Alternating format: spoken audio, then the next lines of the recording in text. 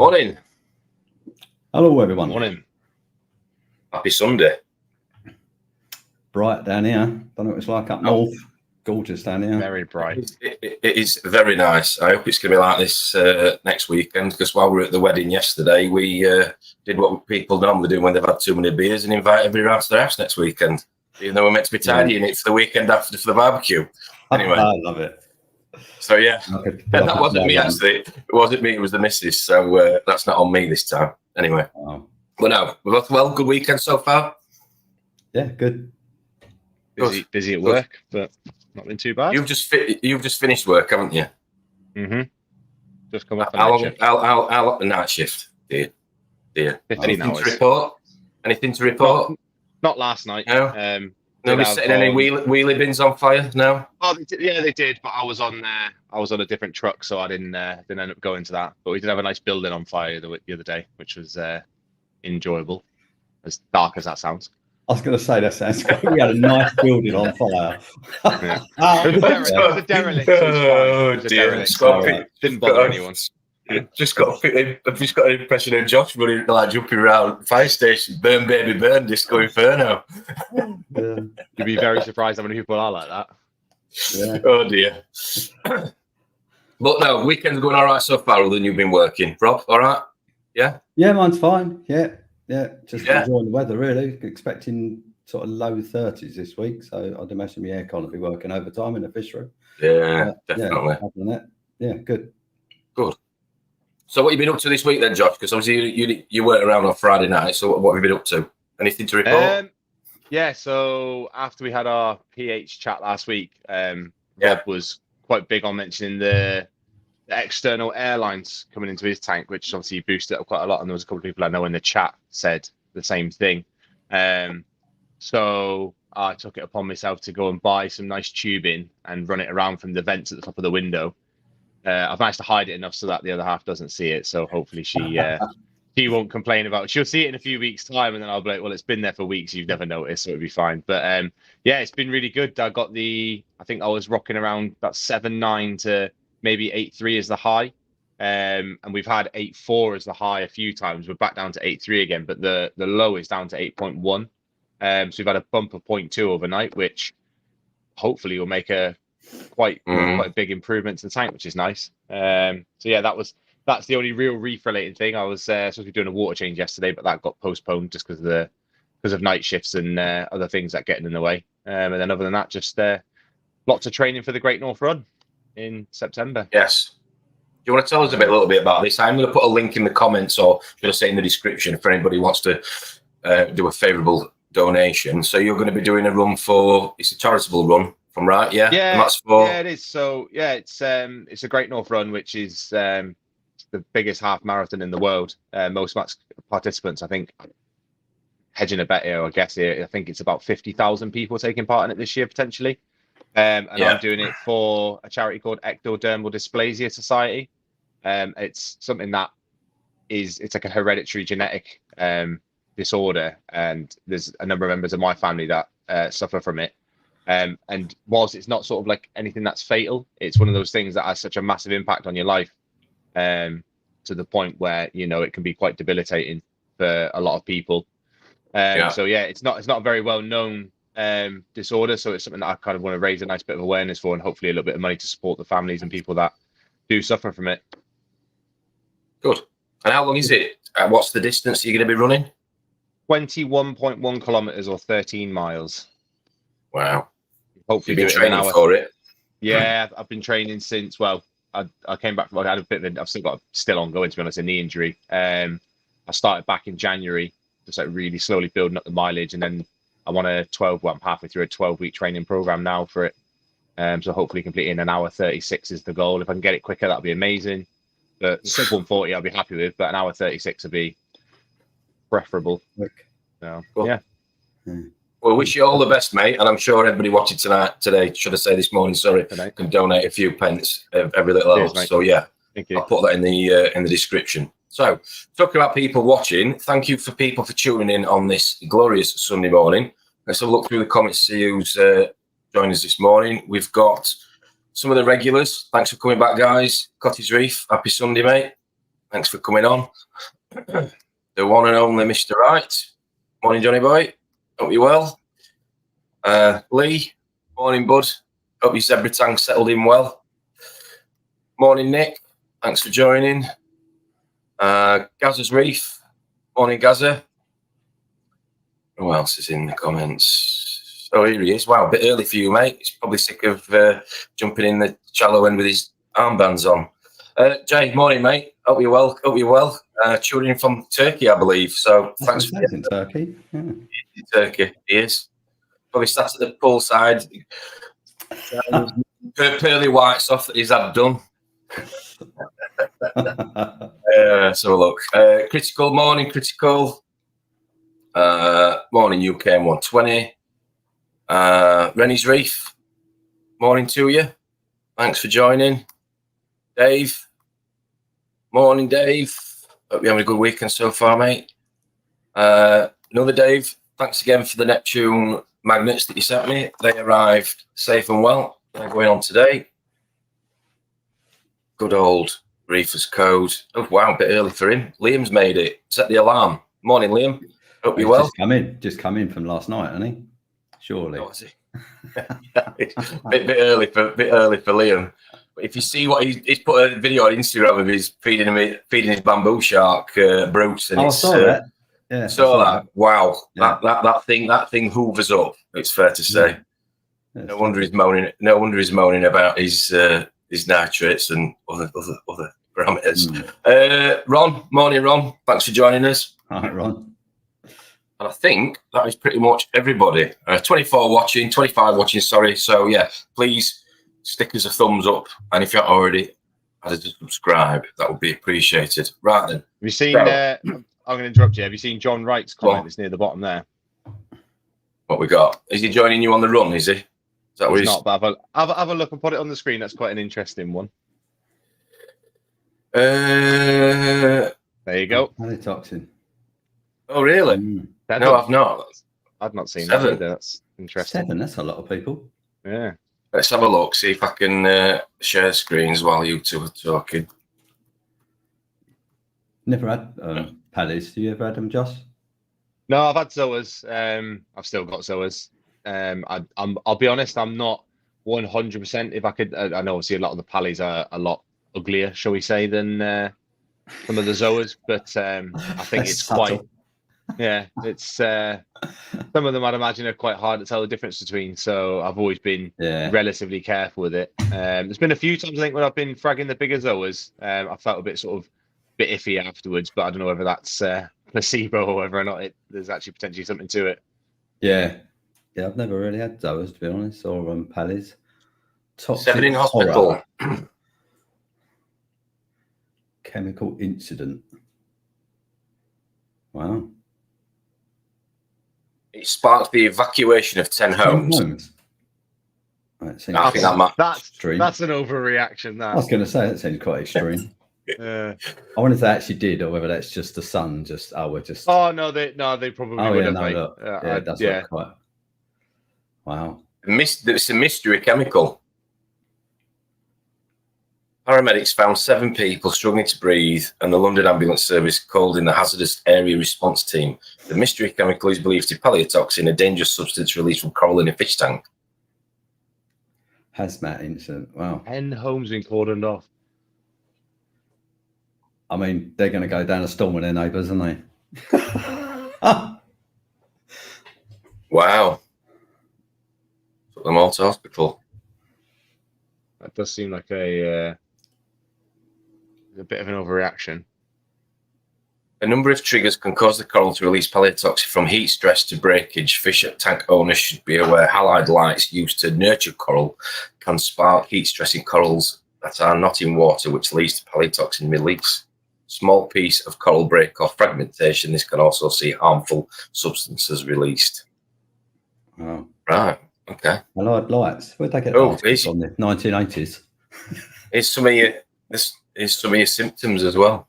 Full light symptoms, skin symptoms, respiratory symptoms, cardiac. Yeah, I've not seen that, so it's news to me. No, I haven't seen that. No. Thanks for sharing that, John. I didn't know on a that. serious note, yeah. Start on a positive on a Sunday morning. I'm surprised that they're still allowed to sell them, considering palaetoxin is that toxic. I mean, you think of all the regulations we have and other chemicals, and that you can just walk into a shop and buy them, and basically kill your kids. Well, you can do it with a lot of household stuff, though. There's certain things you can mix together, will kill you quite quickly as well. Yeah, it's true. You start getting a bit. Yeah, I know that's Lee's favourite coral, isn't it? He's Mardi Gras. Is it even a coral? Oh. It's just spiced tea everywhere at home. I can picture him now. Spiced tea all over him. Right then. So the topic of this morning's discussion is fact or fiction, as we put on the thumbnail. So the idea behind this is that we've all, including you, the viewers, we've all heard plenty of things in the years we've all been in the hobby.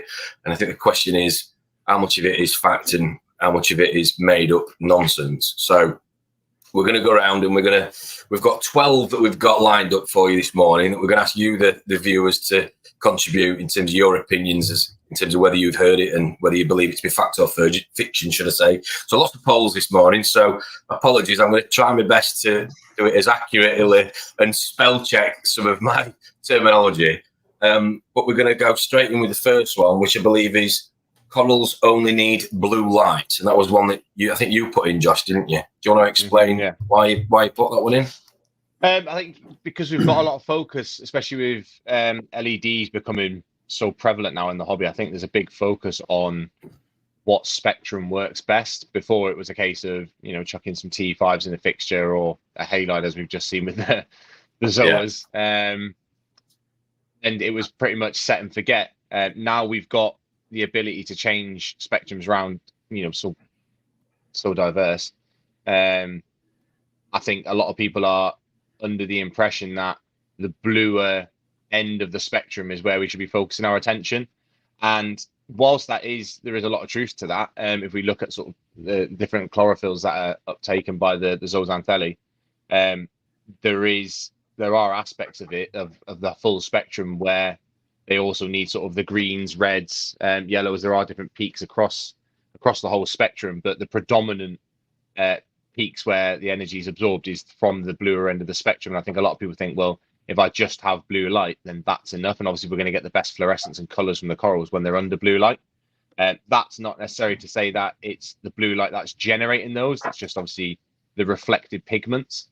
But yeah, it's a lot of people, I think, are under the impression that, especially if you look at the radions, where you have the blues or the pros, and a lot of places do tend to run the blues because you get that. It's a preset, basically AB plus, isn't it? And we know that's sort of a bit of an accepted spectrum whereby it's going to grow coral. So because it's the bluer end of the spectrum, a lot of people, I think, just think blue light is all you need. But in that spectrum, in that AB plus, there will be elements of green, white, red that are mixed in there as well. But because it looks so blue to the eye, people just seem to think that blue light is all you need for corals. Right. Okay. So I've set the poll off. So at 5-minute intervals, we're going to try and do this one, and I'm also going to try and do a banner at the same time. So what's your thoughts on what Josh just said, Rob? You got any opinion on that? I mean, I base part of my opinion on when you go diving or snorkeling and look at a real reef. The first probably 10 to 15 meters is just full sunlight. It's white light. So it's a combination of all those wavelengths mixed. And then as you go deeper, obviously, because of the wavelengths, they get filtered out and you end up with the blue, which is why the ocean's blue, I guess. But I think most of that's I know that people are obsessed with that. It's like the 420 nanometer range, isn't it? In that blue kind of spectrum that everyone likes, that thinks makes corals pop and grow. But yeah, I mean, AB plus grows corals. There's no denying it, is there? But they do have a detrimental effect, or maybe not detrimental, but aesthetically to look at.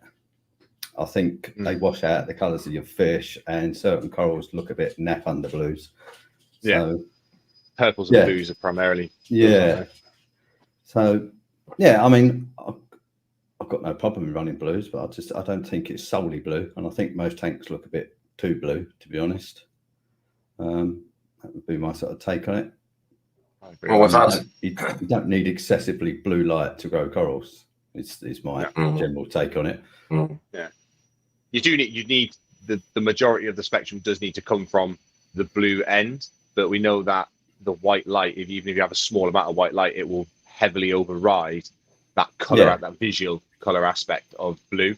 But obviously, because of the amount of energy generated from the bluer end of the spectrum for corals, I think blue is important. But like you're saying, I think it's about 50 meters is where you start losing the red end of the spectrum. So it's a hell of a depth. Right. And you think a lot of, especially a lot of the corals that we grow, they will come from 50 meters or shallower. Yeah. They're definitely getting the full spectrum light. So you're saying fiction then? Rob, fiction? Yeah. I'm saying fiction. Right, we're all saying fiction. And the audience are, or should I say the viewers are saying the same. We've got 92% have said no. So good call there. So I think it's fair to say we've got the answer on that one. Yeah. Okay. Next one is this is quite a good one. This one, I like this one.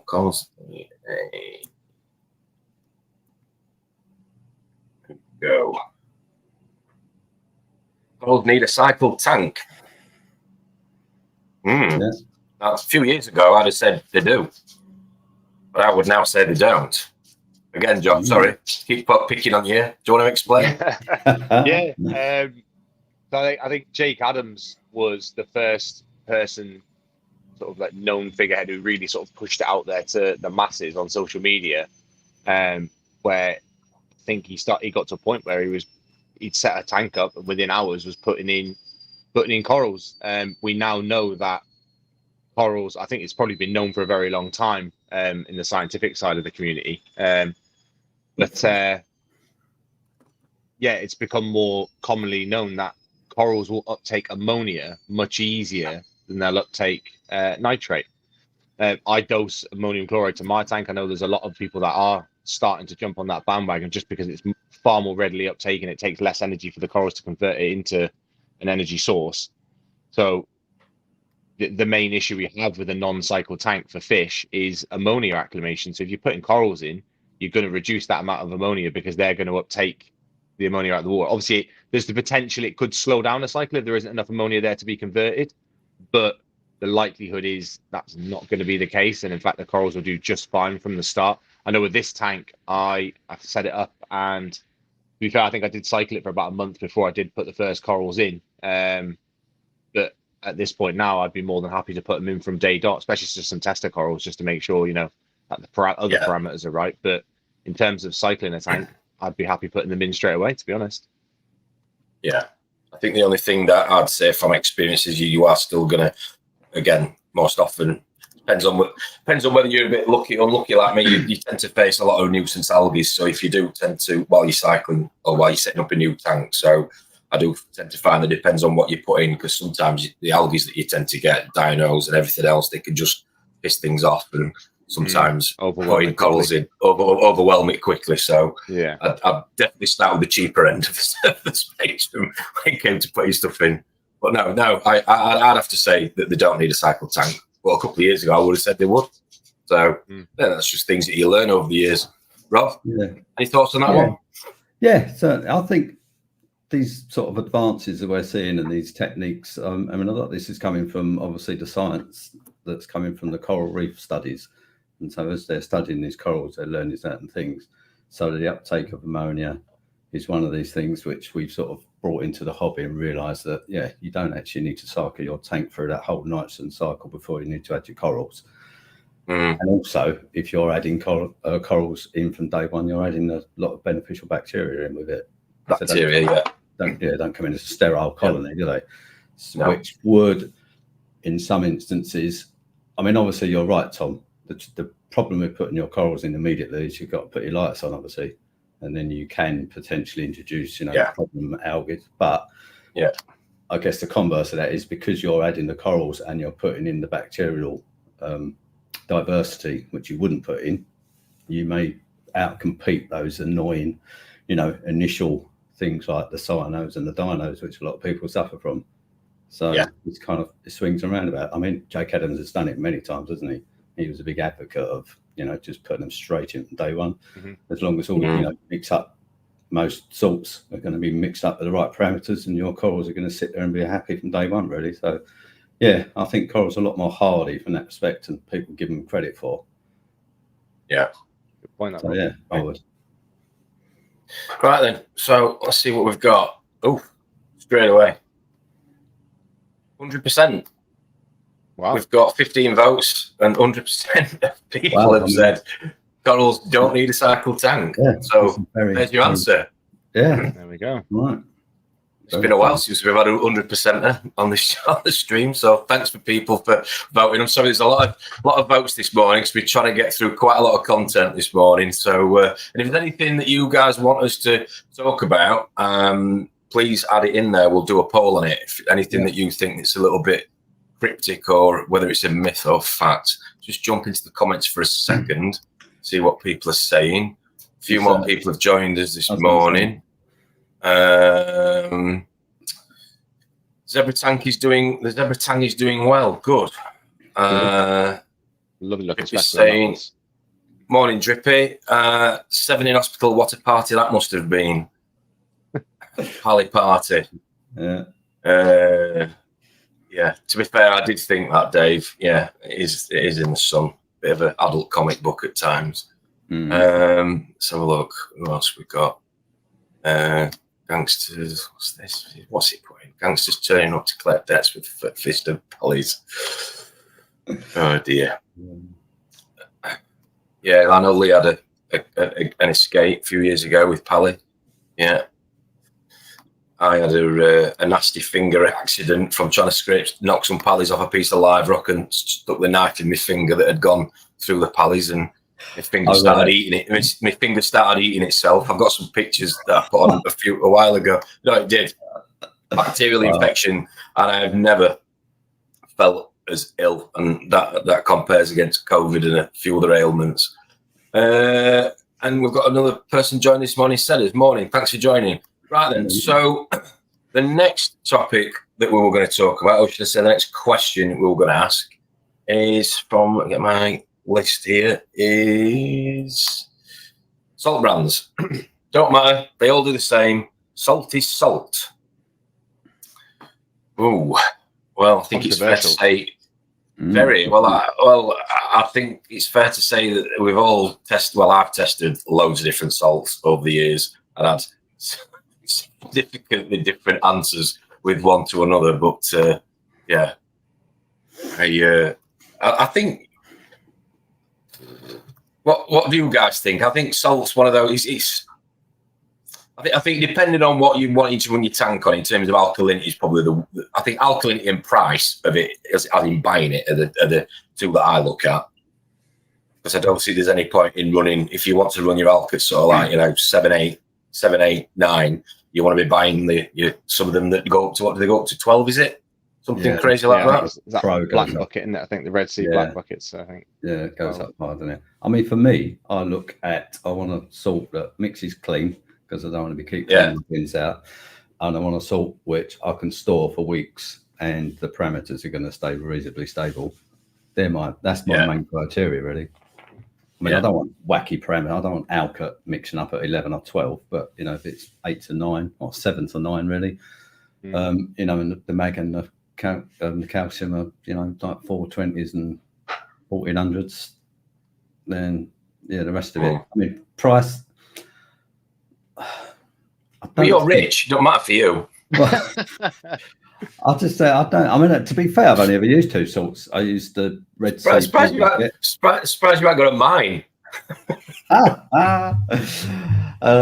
Blue bucket mixed up dirty, and I just got fed up with cleaning the bin now, and I've gone to Tropic Marin, and 3 years in, I've cleaned the bin once, I think. The Pro Reef you're using, Rob? Yeah. Which is, I don't know, it's probably one of the most expensive salts out, if not the. But yeah, it is. It tends to hold its parameters really nicely. If I can store it for a month, so it does what I want it to do, really. And even, you know, it might be like if it's a tenner more than the next salt, it's worth that tenner for me to just, because I know it mixes up and that's what I want it to do, really. Yeah. But yeah, I've had a few experiences with salts not mixing, but that sediment. Again, I've not got them on my laptop to share, but there was one. I think it was the Instant Ocean.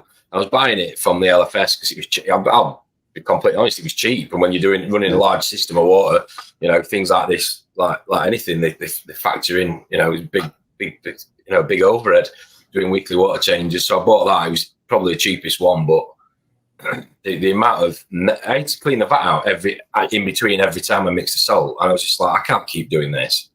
Yeah. You know, and it's just adding another hour or whatever to your husbandry or your routine, your maintenance on a weekly basis. And it just got out of hand to the point where you could literally put your hand in the vat, scrape, literally wipe it, and it was just look like wet plaster, almost like a brown crud. Really? Yeah. So I thought, we need to move away from that. And like you said, to pay an extra 10, 15 quid for something that doesn't do that, for me, it was a bit of a no-brainer. So yeah. But I would say that not all salt brands are the same. That is for sure. And I have heard some people say they are all the same. To be fair, they're all made in the same place. They're all all that sort of jazz. But yeah, I'd have to disagree on that one. I think it's down to consistency, isn't it? I think they will all, in theory, do the same thing, providing the suppliers and the brands have added in everything that needs to be there. In theory, they will all do the same. However, some places are going to be doing their mixing and their making of their salt in much cleaner and more sterile environments than potentially others. So, like you're saying, when you've got the cruds and things coming into the bottom of the barrels, there will be the cheaper end of things where they're not taking as many precautions, and that's why they're arguably going to be cheaper. Yeah, and then you'll see that potentially over a longer period of time. Now, don't get me wrong. I know obviously you said about Tropic Marin Pro Reef there, Rob. I've been a big fan of that salt since day dot. When I started the hobby, it was one of those salts that everyone had nothing bad to say about. So I thought, well, it might be expensive, but at the end of the day, I'm trying to keep animals alive. So it made sense to me to go with that salt. Obviously, we had the issue with the turkey salt, and I think it was quite a big credit to the brand. They held their hands up and said, yeah, we've made a mistake. There's been an issue on our part, and they did what they could, I think, within reason, to help out the end users. There has been a few more rumors again on social media that there are issues again with a lot of crud in the bottoms of mixing barrels with Tropic Marin Pro, which has surprised me, especially considering what happened before. But when they had the turkey issue, I went to the Fauna Marin Pro, and the tank never skipped a beat. I've been running the Modern Reef professional salt the last few months, and again, not had an issue. I'm tempted to give the Nios salt a try as well, because a lot of people singing the praises of that salt. Yeah. So it does go to show that there are a number of salts out there that are all on a fairly similar, playing field. But again, there are going to be, even the biggest and most reputable of brands are going to have their issues at times, whereby, it might not be as consistent. So I think you've just got to take everything with a pinch of salt and understand that if you're putting something into your tank, there's always an inherent risk with it. Yeah, I think, you've got people manufacturing it on your behalf, haven't you? And you're not physically there observing every worker following, an operating procedure of how to mix something or how to mix. It's no different, as daft as it sounds, as going through McDonald's and somebody forgets to put cheese on your burger. I know I like my food, but, you're not physically there watching everybody all the time, being able to supervise. A couple of comments I'm just going to jump into. Dave's saying he's not changed his salt in the last 10 years. Curious to know which one you're using, Dave. But no, I think people have got a lot of brand loyalty, haven't they, in this hobby when it comes to certain products. I think salt's definitely one of them. Definitely one of them. You get sort of familiar with it, don't you? John's saying sacks of salt is really expensive to do a water change. Can you imagine? But no, to be fair, Ron's saying here, he agrees with you, Rob. If you're storing large quantities of salt for auto water changes, it changes your choice entirely. Some don't do well in that situation, especially if heating all the time. Yeah. Yeah. I don't understand that one. That's something that's I know with the Red Sea salts. I'm sure they say not to overmix it, but I can't wrap my head around why that's an issue, because when you put that salt in your tank and you've got wave makers turning over at 10,000 liters per hour, how is that not mixing the salt water around? And if it's staying at the same temperature you're mixing in a barrel, you might know this one, Rob. I think you were going to jump in then and Well, say. yeah, well, I was just about to say. See, I mix my salt cold. I don't heat it. So when I mix All right. that tropic marine, so in the winter that water's just above freezing. Wow. So that's the temperature I mix it at. So it's not mixed at 25.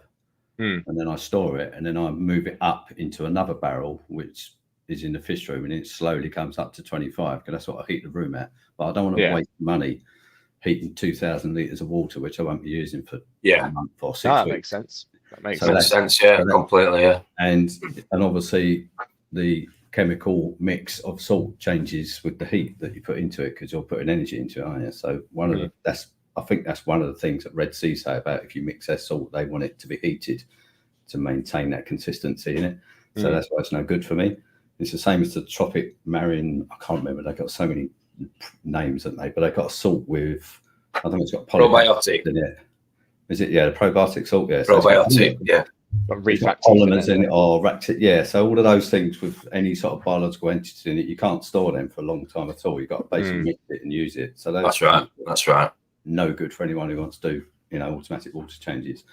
So I mean, that's it. I mean, personally, I think all the salts on the market will do the job you want them to do. They're all going to grow corals who are going to keep your fish alive. Because if they didn't, they wouldn't be in the market, would they? Because people just go, don't use that salt, it's killed everything. So, right from the instant ocean and reef crystals, which is probably used in most big coral farms and stores because it's cheap. I mean, what a standing tidal gardens he uses instant ocean, doesn't he? Yeah. I know he uses what we would consider one of the cheap salt brands.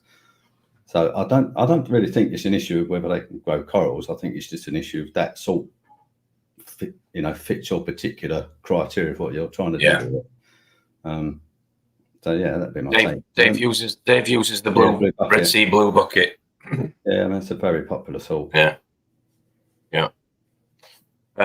John Barra is asking you why you need to heat your water for the auto water change. Well, I don't need to heat it. I just bring it up into that because if I want to have salt ready for if I'm QTing fish or anything, it's just there ready at the right temperature. But when I mix it, Right, I'm going to end that poll. So 85% of people are saying they disagree. Salt brands don't matter. They all do the same. So 20 people voted. Thank you again. So the answer is it does matter. They are different. So what is next on the agenda? This one. Right then, open to you two. I'll have to do another poll. Right. I'm getting more practice here. You're getting good. You're getting quicker than fingers. I'm getting quicker. I'm trying, mate. I'm trying. Right. I'll let you go, Josh, because this is one of yours. We know there's been quite a big. Someone's dog's gone mental. Hello. That's mine. Sorry, that's my dog. Sorry. Yeah, there's been quite a big focus on trace elements. I think in the last sort of, only last couple of years, to be honest. I know I've not been in the hobby a ton of time, but even when I started, there wasn't really any real commentators making big issues with trace elements. Obviously, they were available as individual elements to dose. ICPs were starting to come into the fore a little bit, but I think in general, it was pretty much accepted that a water change would do all you needed for trace elements. But and it definitely, I think 15 years ago, it definitely wasn't something that anyone ever focused on.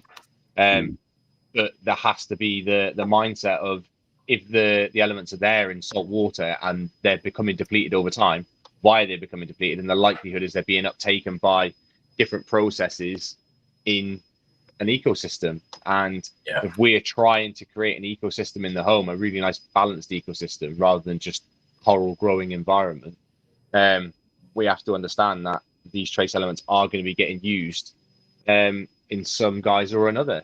So I think there is a point where you've got to accept that yes, water changes will do something. If you've not got tons of coral in there, or you're happy for the tank just to tick over at a steady pace, then maybe it's not something you want to focus on. But if you're somebody that's looking to push the boundaries, maybe achieve better colors or growth than the next person, then I do think there's some merit in focusing your attention on having that entire ecosystem, entire biome in as balanced a manner as possible, sort of in sync I with think seawater. that would definitely link into your salinity, though. Would you not agree? Keep your salinity bang definitely. on. Yeah. So Yeah. who here doses traces then? Do we all dose trace? You So dose trace, Tom? go on, Tom, you go first. Oh, I do. Yeah. And I do it based on ICPs. And I mean, I was going through a point where, I always say don't chase numbers, but I was doing exactly that, trying to do the moonshiners method, whatever you want to call it these days. ICPs coming back low on this, high on this, low on this. So yeah, I've got an array of bottles in here. It's like a chef's spice rack cupboard thing, going off. I think I personally, again, it's personal preference, but I'm at the point in the hobby for me where I want to push the boundary a little bit more, and I want to see, does adding more of this enhance the colour or enhance the growth or enhance the overall health of a coral? Because that's what I enjoy, what sort of excites me more than other things in the hobby. So for me, yeah, it's more of the science behind it. And I think I'm not just going to plug Fauna on this, but what I like about their ICPs, as you know, Josh, is they talk to you about the relationship between one element, one trace element and another, and how they can sort of obscure some readings, but also how they can be beneficial if you get the right ratio, but also be detrimental if you get the wrong ratio.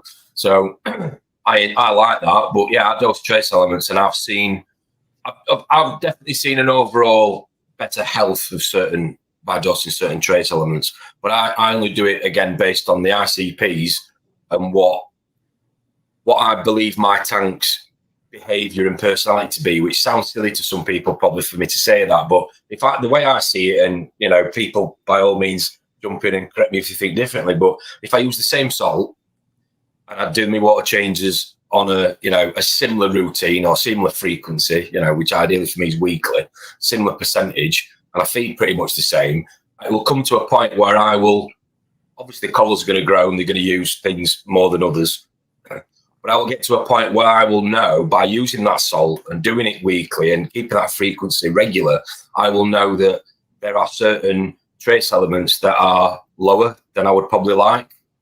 Am I making any sense here? So I know that they're the ones, might only be 2 or 3, you don't have to be, dozens, that I will add manually.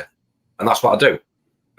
I think by doing that, it just keeps me in tune with my tank. And I spot things, and I can tell. But I've got to a point now where I know if I've got, like with phosphates, I know if my phosphates are increasing, because I've got a couple of corals that will start to turn a little bit greener than normal. And I know that, I probably need to reduce some of the trace elements that I'm dosing. But I only dose at the minimum. At the minute I dose on my tank weekly, I dose zinc, chromium. What else do I put in? I don't have to put cobalt in. I don't have to put potassium in. Zinc, chromium. I think there's 3 or 4. Put a little bit of fluoride in, which, because I'm running the calclasser, so obviously that can bring that out. There's just 3 or 4 that I dose weekly, and it works for me. And then I send an ICP off, and it'll be like, a nickel, sorry. And I just gauge it that way. But I just want to try and get that little bit more, not necessarily performance, but coloration out of certain corals. And I just think by having to play around with it and just focusing on 2 or 3 that are depleted, or you're getting less of in your tank, then it's a bit safer than trying to put in, as we all know, trying to fix 10 things at once or pour 10 things at once and hoping you've solved the problem, when really you only needed to play around with 1 or 2 different trace elements. If I'm making any sense, anyway, in a long-winded version. If that makes sense. You dose it manually, do you? You manually dose it? Yeah, I dose manually. I just dose a cap. I just literally dose a cap of the Fauna ones, which is about 10 mil, which on my size tank is nothing. I mean, I know, yes, some of them are more, potent than others. I'm trying to find what it is, what I dose. But yeah, it's been, I've had no issues, and I'm due to send another ICP off. But I think for me, that's the important bit is trying to find the frequency that works for you, and ease off trying to dose everything and just focus on a couple. So those ones I've just mentioned, sorry, I'm trying to find them now, were the ones that repeatedly, by sending the ICPs off, were coming back with not necessarily lack of detection, but low, and ones that you would have a benefit to by dosing. So I just started dosing them at the middle of the week. So do the water change on a Friday, Saturday, give it 24, 48 hours, obviously, because you're hoping that the salt you're using is going to add those back in. And I would manually dose on sort of like a Tuesday. So that's my method of madness anyway, for what it's worth. But I definitely say they matter. I'd agree. Yeah. I would agree, yeah. I mean, I was doing the Tropic Marin Reef, but I was doing that alongside the Kalkwasser. So I know from what Lou Eckers has said when he's talked about the Reef before, he said that they basically have a limited understanding of the role of trace elements, and they have a limited understanding of the levels of uptake in regards to, if you compare them to sort of like calcium and some of the other macro elements. So they, in the Reef, use the absolute minimum they know corals require. So if you're dosing it alongside something else, like I was the Kalkwasser, I know that there is a very strong likelihood that there aren't going to be enough trace elements going in. So I was dosing the Tropic Marin Pro Coral Mineral, which is an all-in-one trace element. I think it's balanced to, what it would be in seawater.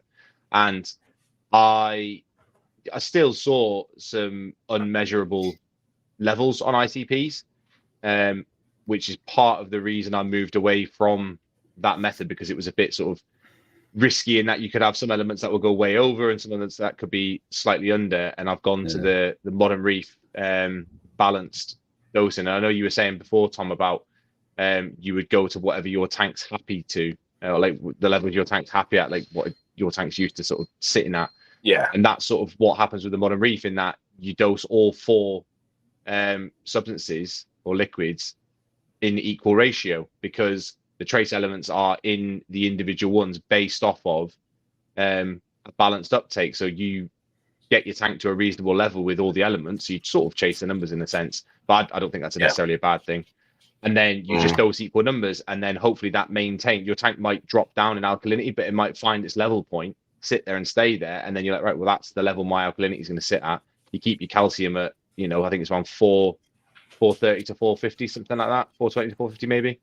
If you keep it within those ranges, your trace elements will be dosed at an acceptable amount alongside the other elements, that it'll maintain it enough across the week. But there was the mention of not having carbon, because carbon will absorb some of those trace elements as well. I think that's something that a lot of people maybe don't realize. Yes, they're good at absorbing smells and toxins and heavy metals, but they will take on trace elements as well. Yeah, so could be to your detriment.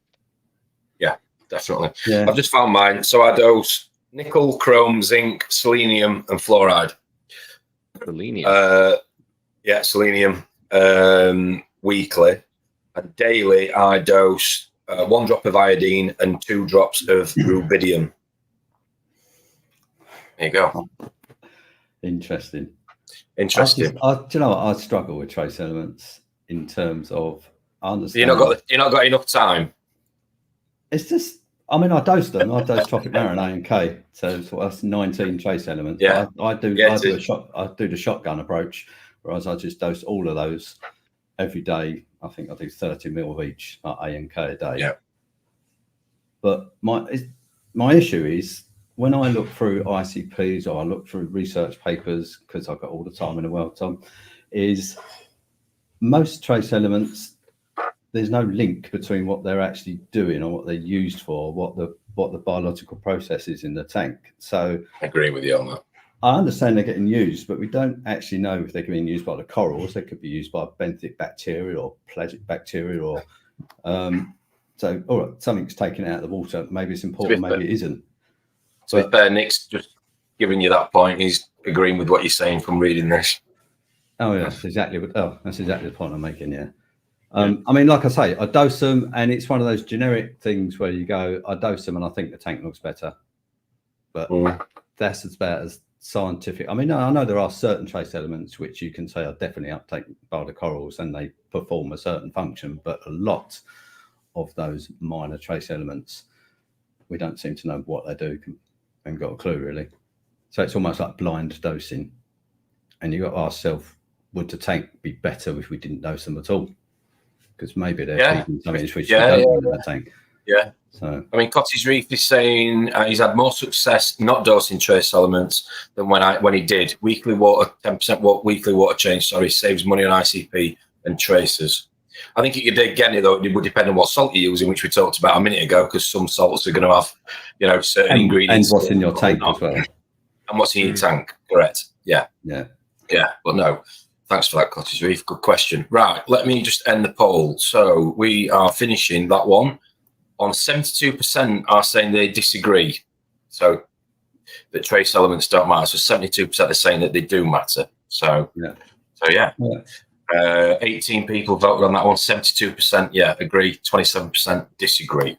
So then, right, I'm getting in the swing of this. So next one. Corals don't need feeding. I do. I need feeding. I'm getting hungry this morning. Oh dear. Corals don't need feeding. In what context? This was Josh. This was you again, Josh, wasn't it? In what context are we saying? Was this one yours, Rob? I think this is yours, isn't it? Is it Rob? Oh, Sorry. this one, yeah. It's mine, yeah. It was yours, yeah. Yeah. I've got strong opinions on this, but go on, Rob, you take the lead. Yeah, come on, Rob. Well, I did the poll. Yeah, I'm up here. Yeah, they do. That's me done. Well, they do need feeding because they're not completely 100% photosynthetic, are they? So they need to pull in other things other than light in order to live, basically. But that's different from actually physically feeding corals in your tank with reef roids. And so that's why I don't feed my corals with coral food, but I've got 40 fish and 17 massive tangs who poo. So technically I do feed my corals. I just don't feed them with indirectly. Yeah, exactly. Yeah. I don't buy a proprietary coral food. I let my fish feed them. If I didn't have the fish in the tank, I'd feed the corals with something else. I wouldn't just not feed them if I had no fish. So you do need to feed them. It's just the mechanism of feeding, which is different for different people. And I think some people might actually forget that fish poo feeds your corals and gives them what they need. Yeah, definitely. So you do need to feed your corals would be my answer to that. Well, you're fertilising your field, aren't you, as such? I suppose in a way, but I suppose you've also got to think about what you're feeding your fish. Because what comes out the other end wants to be of as high nutritional value as possible. That's it. So, and also I think part of that previous trace element thing comes back to what you feed as well, because obviously there's going to be a lot of trace elements in that food, whether they get metabolized through the fish. I mean, tanks are really bad at metabolizing their food, which is why they poo so much. Yeah. So a lot of that will pass straight through, I'd imagine. But so that's my idea of feeding my corals is just watching the tanks poo all over them. I can't believe we're going to have this conversation, but some of the logs that my tanks knock out are incredible. I know, they are massive, aren't they? And they float to the power end, and the power end just blends them. Blends them. Literally obliterates them, and then the coral's just like, gimme. So I've noticed it more on this tank than any other. I mean, I've done what a lot of people have done, and I've gone out and bought. I mean, the most famous one is the. I'm sure people still use it now. No, that's not the particulate one. I'm thinking the liquid ones like the aminos and stuff. The Red Sea one. Coral power. No, the one that goes the yellow orange. Yeah, AB plus. Because people, I could just picture people going to their other halves like, oh, look at this, isn't it cool? Just pouring like half the bottle. It's like a radioactive wave going through your tank. Yeah, exactly. Cool. It does. I believe corals need feeding. I definitely do. I think go on, Rob. Josh, sorry. I'm quite strongly opinioned on this one. It's something that I wanted to run the system with as many fish in as possible. Like you were saying, Rob, you've got 40 odd massive fish in your tank, tank, swimming pool, whatever you want to call it. And I wanted to have as many fish as I could in mine, just simply for the same reason. I wanted to be able to have a heavy in, heavy out system. We all know that the ocean runs at barely registered levels of nitrate and phosphorus. levels of nitrate and phosphate. And that's just because it's a case of dilution is the solution to pollution, effectively, which is what we suffer with in our tanks. But you think in the ocean you have tons of fish swimming over the reefs all the time. You've got like your chromis, Antheus, things like that live in amongst SPS corals. So when they're pooing, the food is going straight into the corals. So the corals are going to be getting fed in the ocean. I did quite a lot of research, reading like sort of a lot of scientific papers around coral feeding, and it was pretty much unanimous in every single paper that feeding the corals in some guise or another resulted in better colors, better growth, healthier corals. If you think about the oceans at the minute, and we get a lot of bleaching going on, that's a case of corals are expelling the zooxanthellae from the tissue, which is arguably their main energy source. The only way for corals to find their way back from a bleaching event is to be able to be fed particulate food. So corals that are in the shallower, more turbid waters that are closer to shore tend to bounce back a lot better than maybe the offshore ones that are in cleaner water. And if that doesn't back up the theory that you need to feed your corals for health, I don't know what does. But there's a number of different things that one of the papers I read was based along the lines of they did a control tank with completely filtered clean water, and each day the water volume would be changed like 50%. So they would put this clean fresh water in it. They wouldn't feed anything. They had another one where they used completely raw unfiltered seawater. They had another one where it was filtered seawater, but it would allow a certain number of particles through. They had one tank with reefroids and one tank with Isochrysis galbana, which is a phytoplankton. The unfiltered seawater grew the corals better than any other, and they put that down to the fact that there were so many different plankton elements in there, zooplankton, gut-loaded bacteria, that the corals would be feeding off. I think the second most effective was the Isochrysis one, which a lot of us think that, SPS corals need zooplankton, but in fact it was the phytoplankton that grew it best. The reefroids actually came last because I think the particle size was too big. But it just showed to me, obviously things like your meat corals that you were talking about earlier, Rob, that they'll do fine with bigger particles, but I think you think, especially your SPS, things like that, they're going to feed on a lot more microscopics in the water. I know Sonny Hariali, Reef Site, he uses the zeolite reactor, and he said he's noticed a massive improvement in his feeding response from corals when that bacterial mulm is knocked off of the zeolite. And he puts that down to the fact that the corals are feeding quite heavily on that gut-loaded bacteria, which are washed off the zeolite. So there's plenty of evidence out there, and most of the scientific side of things will support the fact that corals do need feeding, and they will take particulate foods, but it just has to be of the right size. I'm actually going to try I don't know how many people that are watching, or if any of you have tried it, but the Easy Reefs, they've got an Easy Booster, which is the majority of that is made up of Isochrysis galbana. And then they've also got an SPS Evo or something, I think. It's got zooplankton in it. Dom's got that. Yeah, so those two, I'm not sponsored by them, but I'm more than happy to pay my hard-earned money to give them a try, because they will do what. There you go. There you go. That's the one. Yeah. It's good. So and the best thing about it is you don't have to keep it in a fridge. No, and you can put it on a doser. You can put it on a doser. Yeah. That's exactly what I'm going to do. Little tiny doses across the day. I can't remember what the measurements be for my tank, but I'll just do really small doses across the day. So there's just constant little influxes of food for the corals to feed on.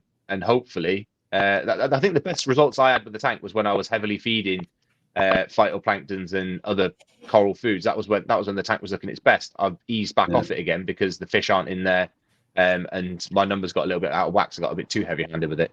But in general, Josh, 0.8 millimate per 100 litres. 0.8 of a mil for 100 litres. You're using the professional one, aren't you? Yeah. I'm going to be using the nano version, so I think I'm going with 8. I think it was 8 mil. So yours is like massively more concentrated than the one I'm going to use, just to be able to spread the dose out a little bit better. Right, got you. So we all chose phyto then, do we? By the sounds of it. Isochrysis galbana, because obviously I think Nanochloropsis is the most predominant homegrown or shop grown. I dose a mix. I dose 6 different species in a mix of phyto that I dose, but I think if we're looking at SPS in particular, Isochrysis galbana, Yeah, sorry. Is it 33% 31%, 31%, and then 33% isocrisis. Yeah. 31% nano. Can't pronounce that one. That's the one. Thank you. 18% pterosalinus and 18% phytactylum. Phytactylum? Not sure. Anyway. But the isocrisis one was the one that I focused on. That was the one that in quite a few papers came out on top every time. So for me, I think it's down to the particle size, potentially, you know, how much energy is stored in that. But that was the one that for SPS and Acropora seemed to be the overriding favorite. So for me, it was like, I need to find something that has that in to a decent standard, and then dose that. So that's what I'm going to be jumping back on in the next week or two. So right, I let's definitely jump think on. corals need feeding. Right. I do. Let's have a look. So I'm just going to read some of the comments out. Sorry if I shut the poll down. So we've got what's John saying? No, black pearl reefing. Whether you keep fish or corals, they'll keep. Yeah, agree with that. Let's have a look. Some of the comments regarding food. My corals need feed on fish poop. Yeah. Fish poop is all they need. Drip is saying fauna minus also feeds your nutrients, not just your corals. It is very strong. I will back you on that. It's I think that's one of the things that you have to That's probably why my nitrates and that went out of whack. Yeah, what is that? I don't know what that is. What is that? I've got it's meant to be a coral food. Yeah, zooplankton coral food, but it's very, very rich. Okay. It's quite pricey actually as well for the size of the bottle you get. You think the amount you use though, it lasts. This lasts me for nearly a year. That puts me on to what I was about to say. It is definitely one of those things that less is more, because if you think, well, that's not a lot, and you're blind dosing, then you will be in for a shock. 0.3 mils for every 250 liters every 2 days. So, and that's wow. And I'd definitely under-egg that as well. I won't follow that. I'd go below that to start with. Yeah. It does. Right. It does. Morning, Techers. Morning, mate. Thanks for joining us, buddy. Better late than never. Right then, do you see any feeding response from the clams when you dose that? Dumped a lot of benefits yesterday. Opened. Yeah, right up, filter feed. Yeah, that's right. Lovely. Right, okay. Thanks, Liam. Good old Doncaster terminology there. I've never seen that. Have you not? Nah, not. Yeah, from the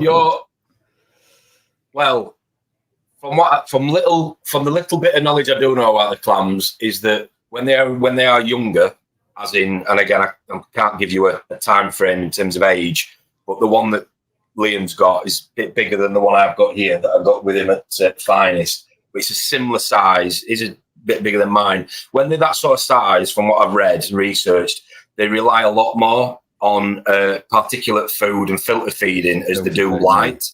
And when they get to that size, the one that I've got, probably the same size. I mean, you've got some that are bigger than me, Rob, from what I've seen on your videos. The point I'm trying to make is and to answer Liam's question is, when they get a lot bigger, they're less reliant on filter feeding food, and it's more like they use light, which is why it's all about placement rather than what you're feeding. If that makes any sense. So when they're younger, they need a lot more food, so they tend to filter feed a lot more. So you will see a lot more movement from them opening and closing. But when they do get to a bit more adult sort of stage, they don't tend to open and close as much, from what I've read. Yeah, possibly. And to be fair, both of mine are completely different ends in terms of size, and the larger clam doesn't open nowhere. And she'll open a bit to filter feed, but nowhere near as much sort of opening, closing, or as aggressive as the smaller one will. Yeah, because when I've tried to feed mine with like easy reefs and particulate food, and the only response I've ever had is they shut, as if they don't like it. Yeah, and I think what a lot of people forget about those particulates are actually too large a lot of the time. And they just go, no, it's not what I want. So I do you turn your skimmers off when you're feeding? No, I never turn anything off ever. Don't turn anything off. Just no. Okay. I think that's a big thing as well. If you're putting all that in and you're skimming it straight out, filter flossers, especially with a lot of the manual rollers these days. They're that go on, the microns or whatever you want to call it, are that small. Yeah, that's small. They'd stop a lot of it going into your tank. Anyway, That's let why me I end took this the filters out poll. of mine. Oh, it's a bit closer, this one. It is. A lot closer. 57% of people are saying they disagree. So nearly on the 50-50 mark here. Yeah. Interesting, one. that one. Closest one so far. Which moves us nicely onto a very topical debate, which has been debated for many years. I'm sure it will continue in this hobby. Lever Water changes aren't necessary. And I will leave. I think they are. So I'll start with that. I think you can get away with not doing them, but I think you'll have a lot more success, or a lot more, should I say, chance of success by doing them. But that's just my personal opinion. You guys? Go on, Rob. I think there is a place for certain tanks to not. I mean, if you look at, remember Moggs's tank? He didn't do water changes on that. I don't know how big that tank was, but I mean, that was a stunning, thriving tank, which didn't do water changes on. But for every tank you see like that, you'll see hundreds of brilliant tanks where people do regular water changes. So I think it's very few and far between. And also, you can't start from day one. You can't set a tank up from day one and not do water changes. So maybe you'll reach a certain point in time where your tank is stable enough where you can massively reduce water changes. I mean, I don't think anyone never does a water change, even if they do it, you know, not in one big water change. They might do something, you know, slowly over time or whatever. But yeah, I mean, I guess my gut instinct says is why do you not want to do water changes when they're just easy to do? They solve so many problems. I don't understand what that sort of mentality is of, I want to run a tank and not do water changes. I don't know whether it's about saving money. I don't know whether it's a ego thing and people just think they're brilliant and they don't have to do a water change. I don't know. I don't know what it's driven by. And also, I think obviously, I mean, Sanjay, you know, old Sanjay Josh, he had that tank when he's landing in his house for donkey's years, didn't he? And he was right, because when you watch the video of him explaining that tank, it was a softy tank. It had been there for years.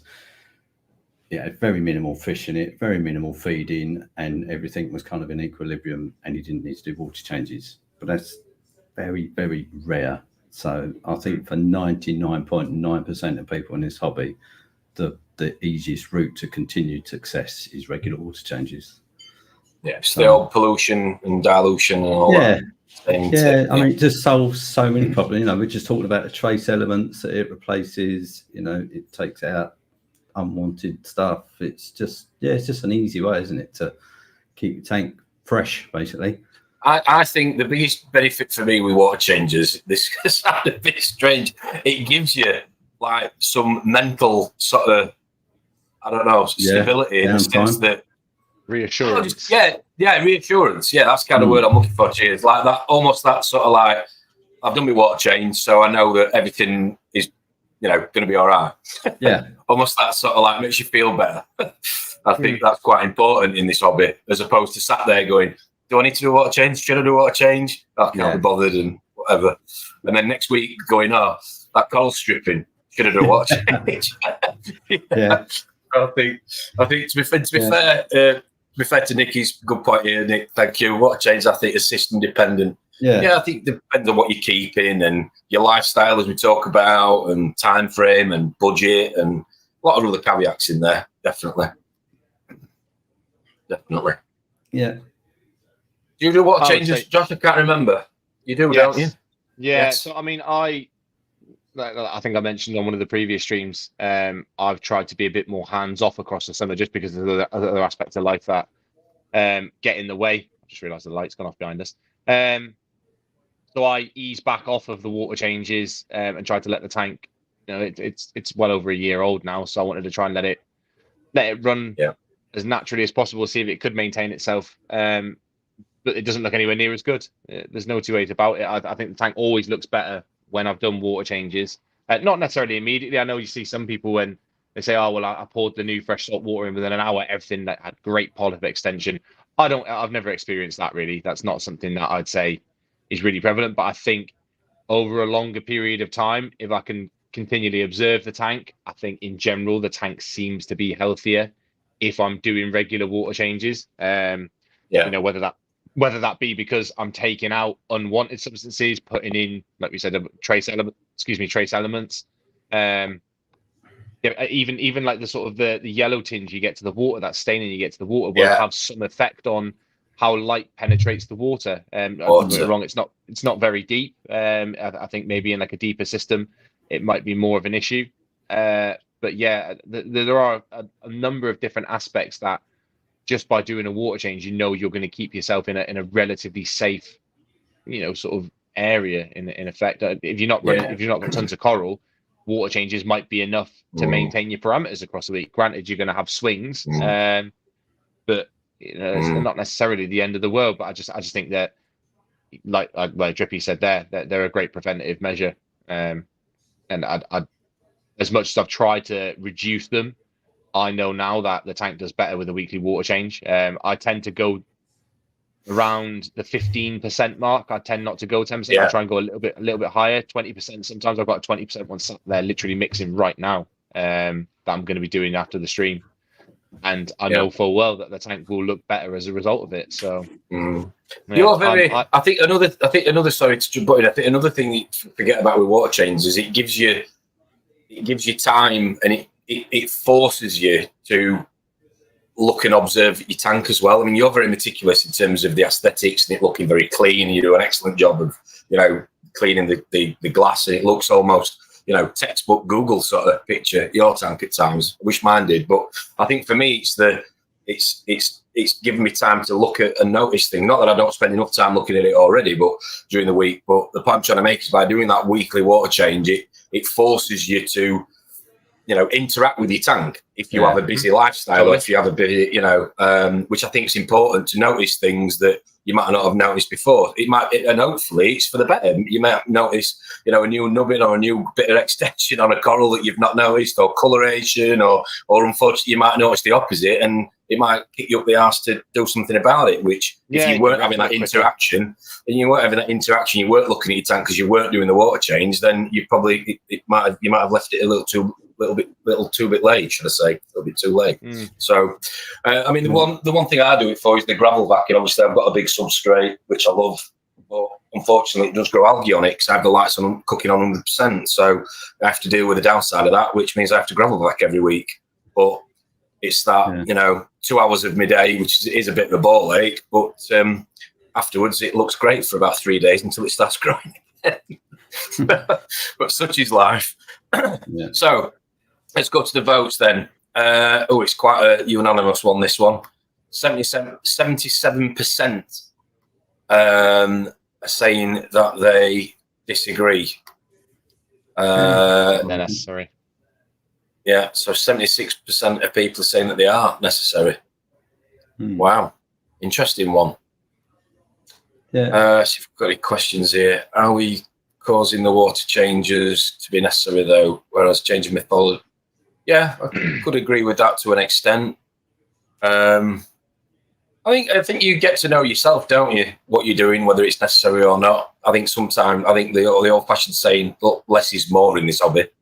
You know, when you change something or when you add something, I think do it a little step at a time. The amount of times I've read people have said, you know, giving advice to people, and it's to change one thing, observe it before you decide whether it's worked or not.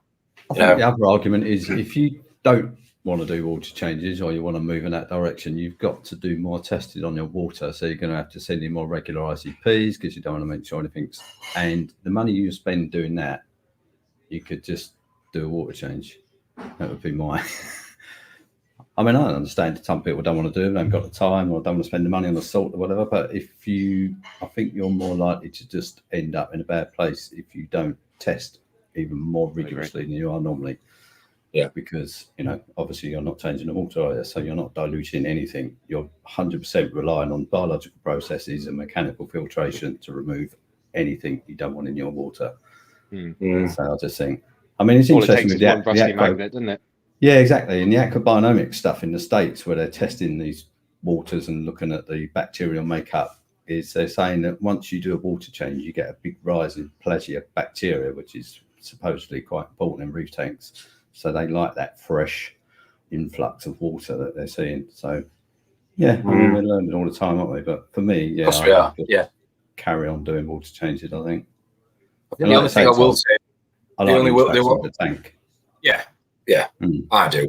I think the only other thing I'd say on water changes is there is a sort of another caveat to that is, do you mix your own salt or do you buy it from an LFS? Because, again, I've had, bad experiences of buying it from an LFS because the TDS on the RO was well out of whack. And I don't know, is it mixed? I'm burning any more bridges, I'll be banned from every shop in the United Kingdom. Let's move on.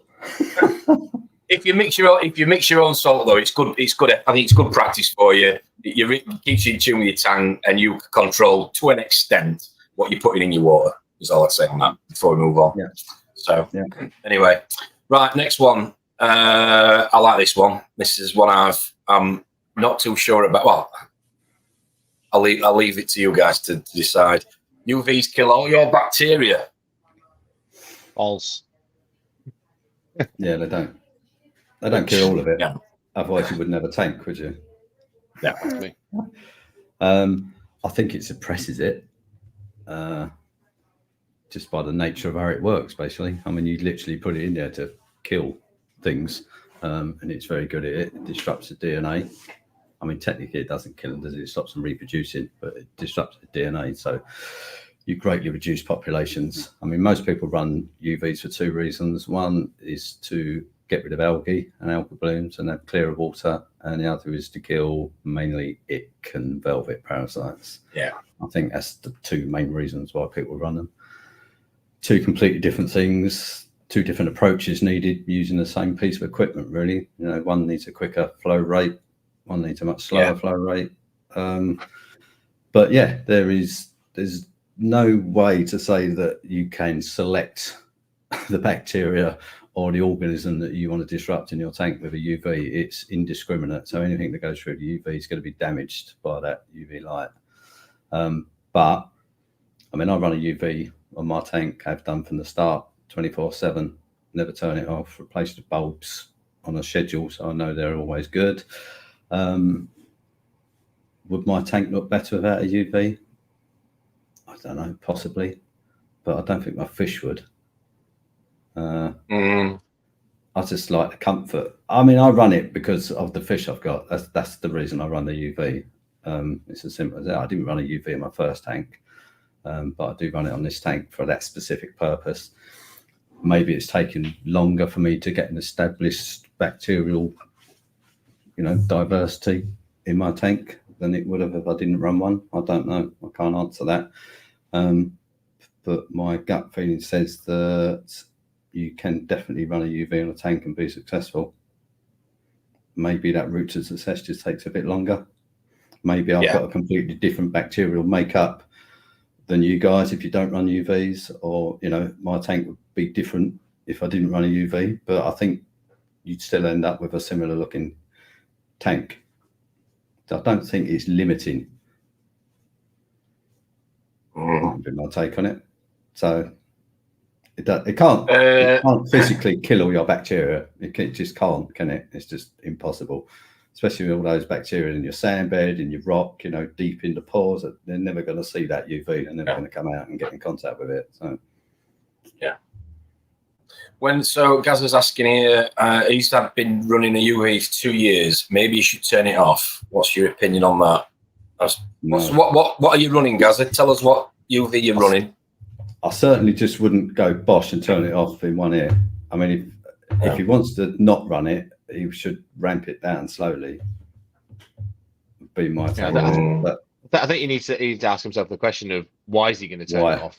Yeah, Yeah. If you've been running it for 2 years and your tank is stable, your tank's doing well, if it ain't broke, don't fix it. You might if you want to try and run without it and see if you get better results.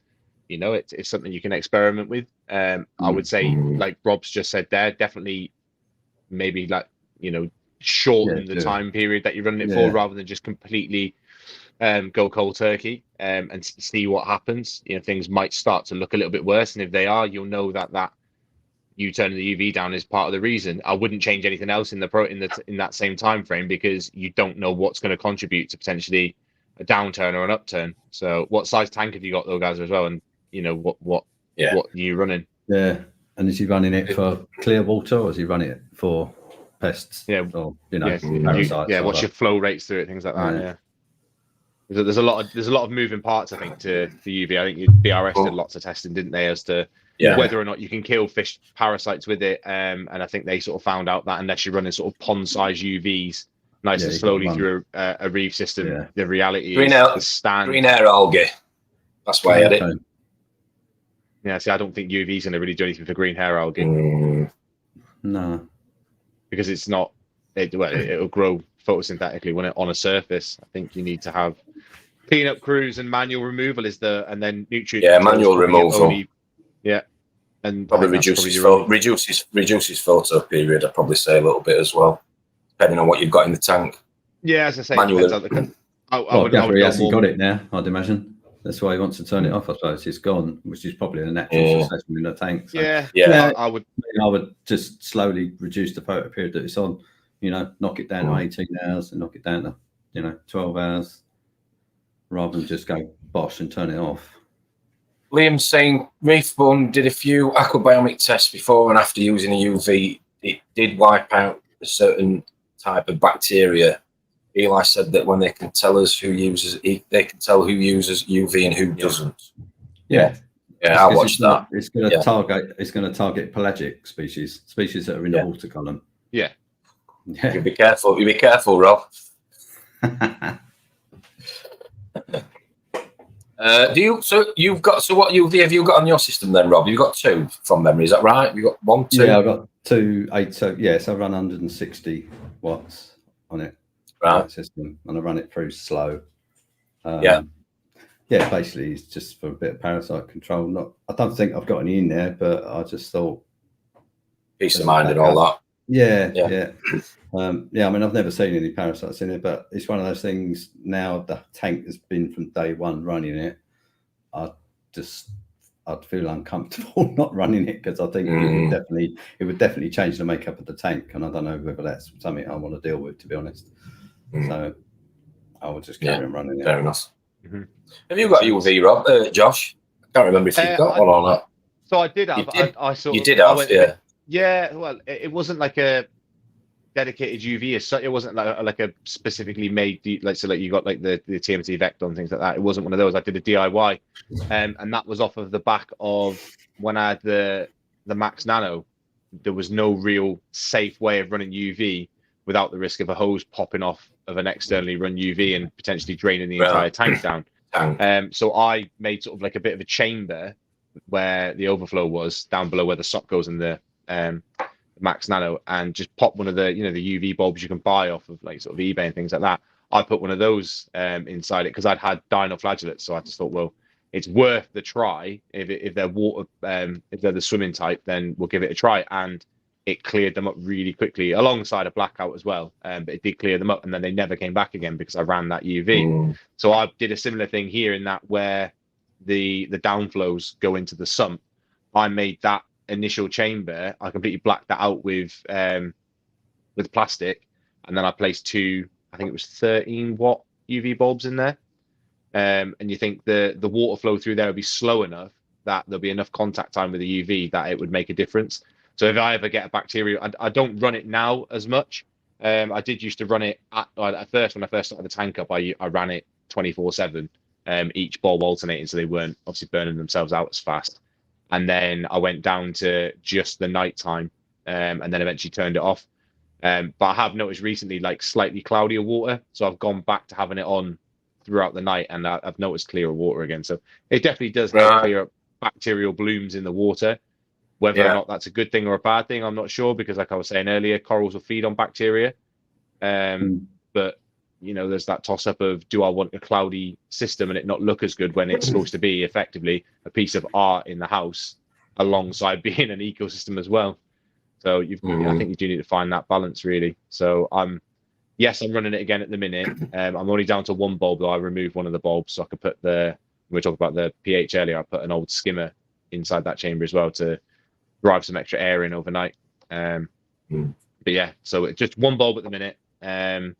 I'd like to think I don't have to run it as often, but if it's working, it's working. So I'm just going to leave it as it is for now.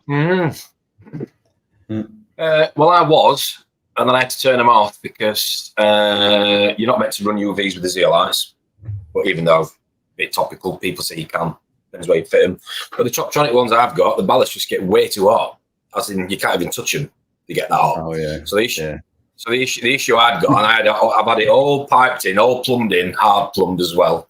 So the issue I'd got was just literally the temperature of the tank. As you know, I run it warmer anyway, pretty much, down to the lights and the intensity and whatnot, and the overall, power coming from it. But yeah, I had them running, and we were knocking on the door at 29 a bit, which a bit too warm for me. So yeah, they're off at the minute. I'm going to play around with the ozone a little bit again, because I want the clearer water, but I don't want to disrupt too much of, everything swimming about, should I say, as I call it, or I don't want to kill too much, so I don't want to be blasting everything with ozone all the time. But I might do what people do. I've seen on YouTube, and just literally run it for an hour at night, just to give me a little bit of clarity.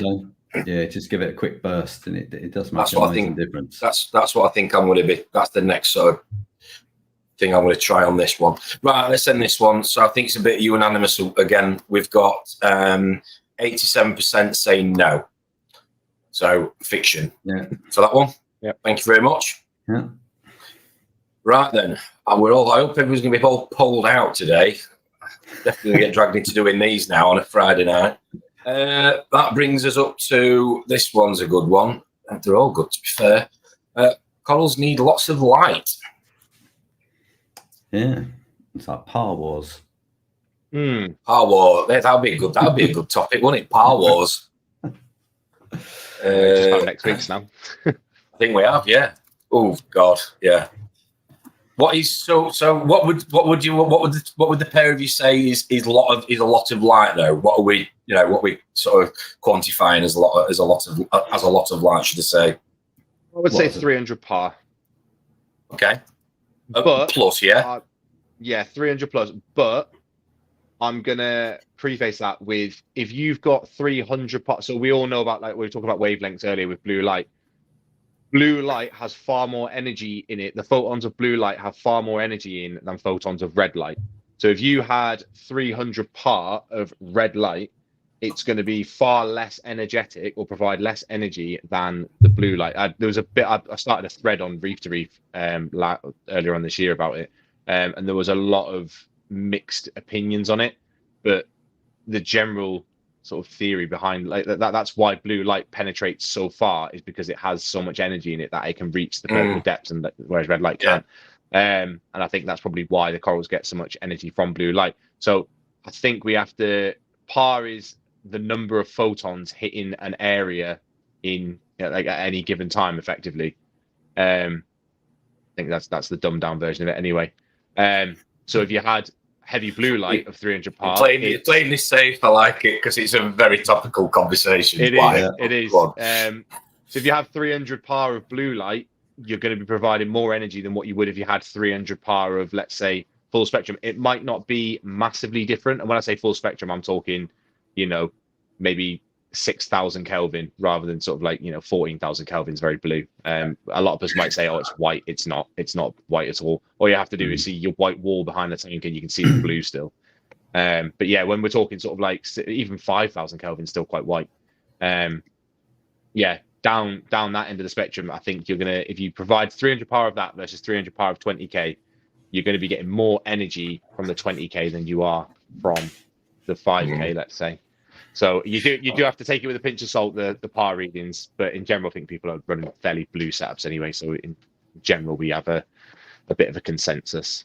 Yeah, I mean, these topics we're talking about this morning, just to the benefit of the viewers again, are things that we've all heard, and over the years that we've been in the hobby, that people have either advised or ill-advised hobbyists to do or not to do. I mean, again, it's an obvious one. Like John's saying here, all corals need different light strengths. Lee's saying depends on the corals. Liam, range of corals, Kenya Trevis, the Acro, etc. Yeah, I think we're all in agreement for this one. I think for me, what I would also say is that there's a question as to all corals will tolerate an amount of light as well, minimum and maximum across all species. I mean, when I look back to some of my earlier systems, before I even knew what par was, not that I would pretend to be an expert even now, but it's because, like I said to you, Josh, it's such a topical conversation and a lot of science behind it. If anybody wants to go and do a YouTube video, Rob, be a great topic for you to go and do.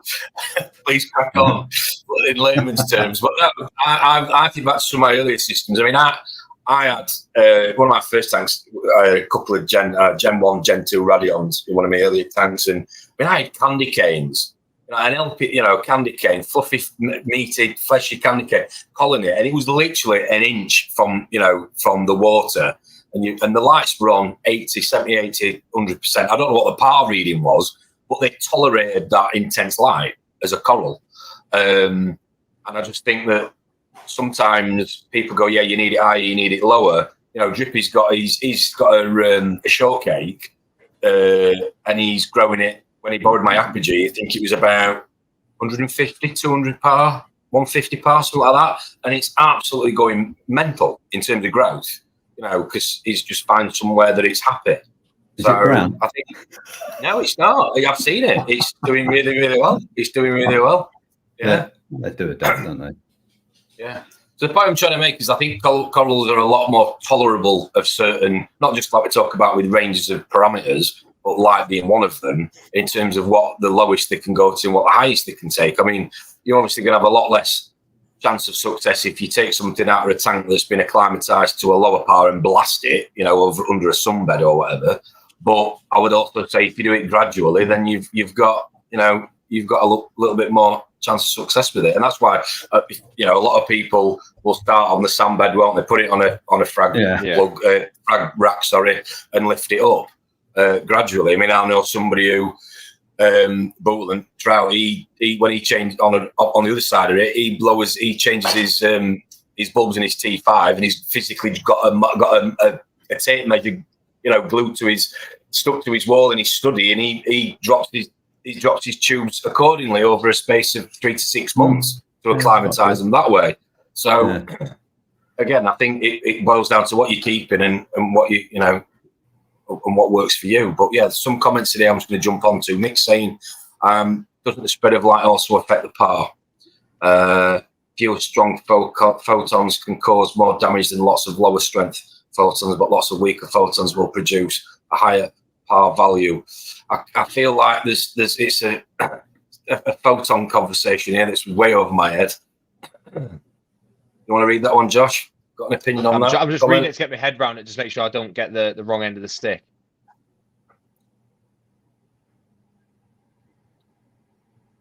So we have got 73% so far saying they disagree.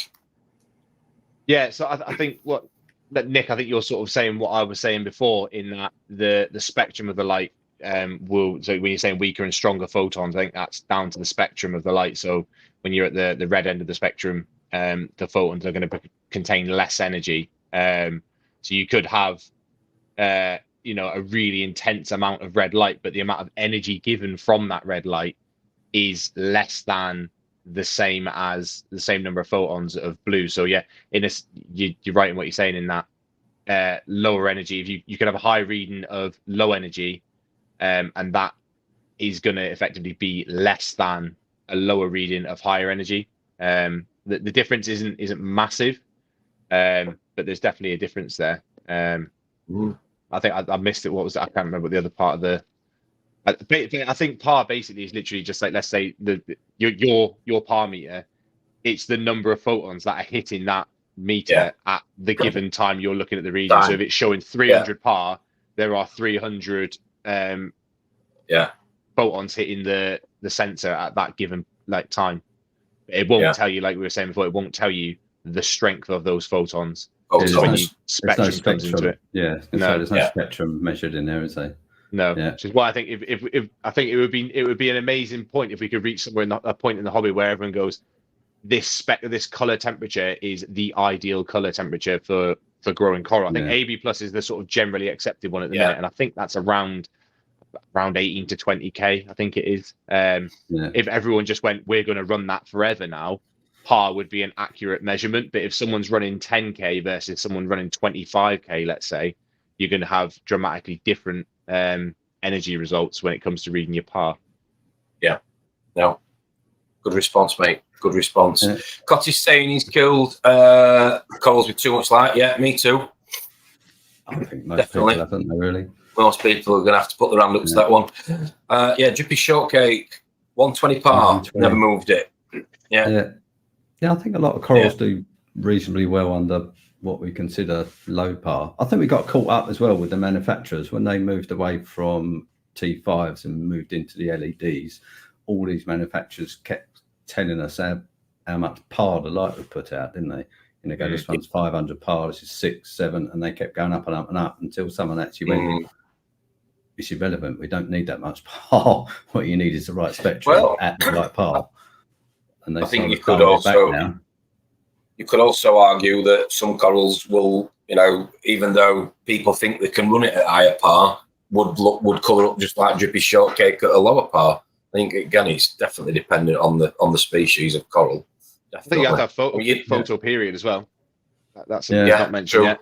If you have 12 hours of 120 par versus 6 hours of 120 par, there's far less energy going in at 6 hours. So I think you can acclimate higher and lower. I think there will be a cut-off point. So you could put 1,000 par on it, it's going to kill it. You could put 50 par on that shortcake, it's going to kill it.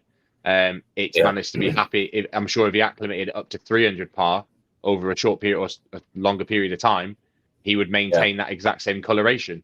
But it's just about the subtle changes over a long period of time and then not having the extremes one way or the other. It's a combination of spectrum, isn't it? Yeah, definitely. Right, let's shut this one down so we're going to run out of time otherwise. So we have got, again, the vast majority, 75% are saying disagree. So there we go. I agree with that. Sedders jump in before we shut it down. So they're saying, couldn't believe how low my 4 and an XR15 Gen 5 were kicking out 6-inch underwater line, AB 80%, 280 par. Not sure what you measured that with, but okay. Not a lot, that is it? No, the Gen 5s were notoriously low power. That was, I think part of the reason why the Gen 6 was made such a quick appearance is because the Gen 5s were notoriously low. There was a lot of focus on spread, I think, but the optics were taking out a lot of the par as well. Punch. Okay. So we've got the good spread on the G6s, but you've got a bit more power, I think, behind it as well. Right. Okay. Right then. Well, this vote is definitely 2-1 on this next one. Sorry, Rob. I think me and Josh are going to have to have you on this one. Yeah, I think I'm going to get a beating on this one, but yeah. Well, and we'll have a look at some. We'll have a look at some corals as well, actually, while we're talking about this. Get the poll up first. I get the feeling it's not going to be impartial. I think this is going to be unanimous. There you go. Here's a Walt Disney from World Park Corals, and here's a brown stick from eBay. I think it's a controversial one, isn't it? I think that we were talking before the stream. You've got the availability in the US is far greater than what we've got here in the UK. I think the demand's so much higher, and it's such a shorter distance. Can we just start with the caveat that we're talking about SPS corals?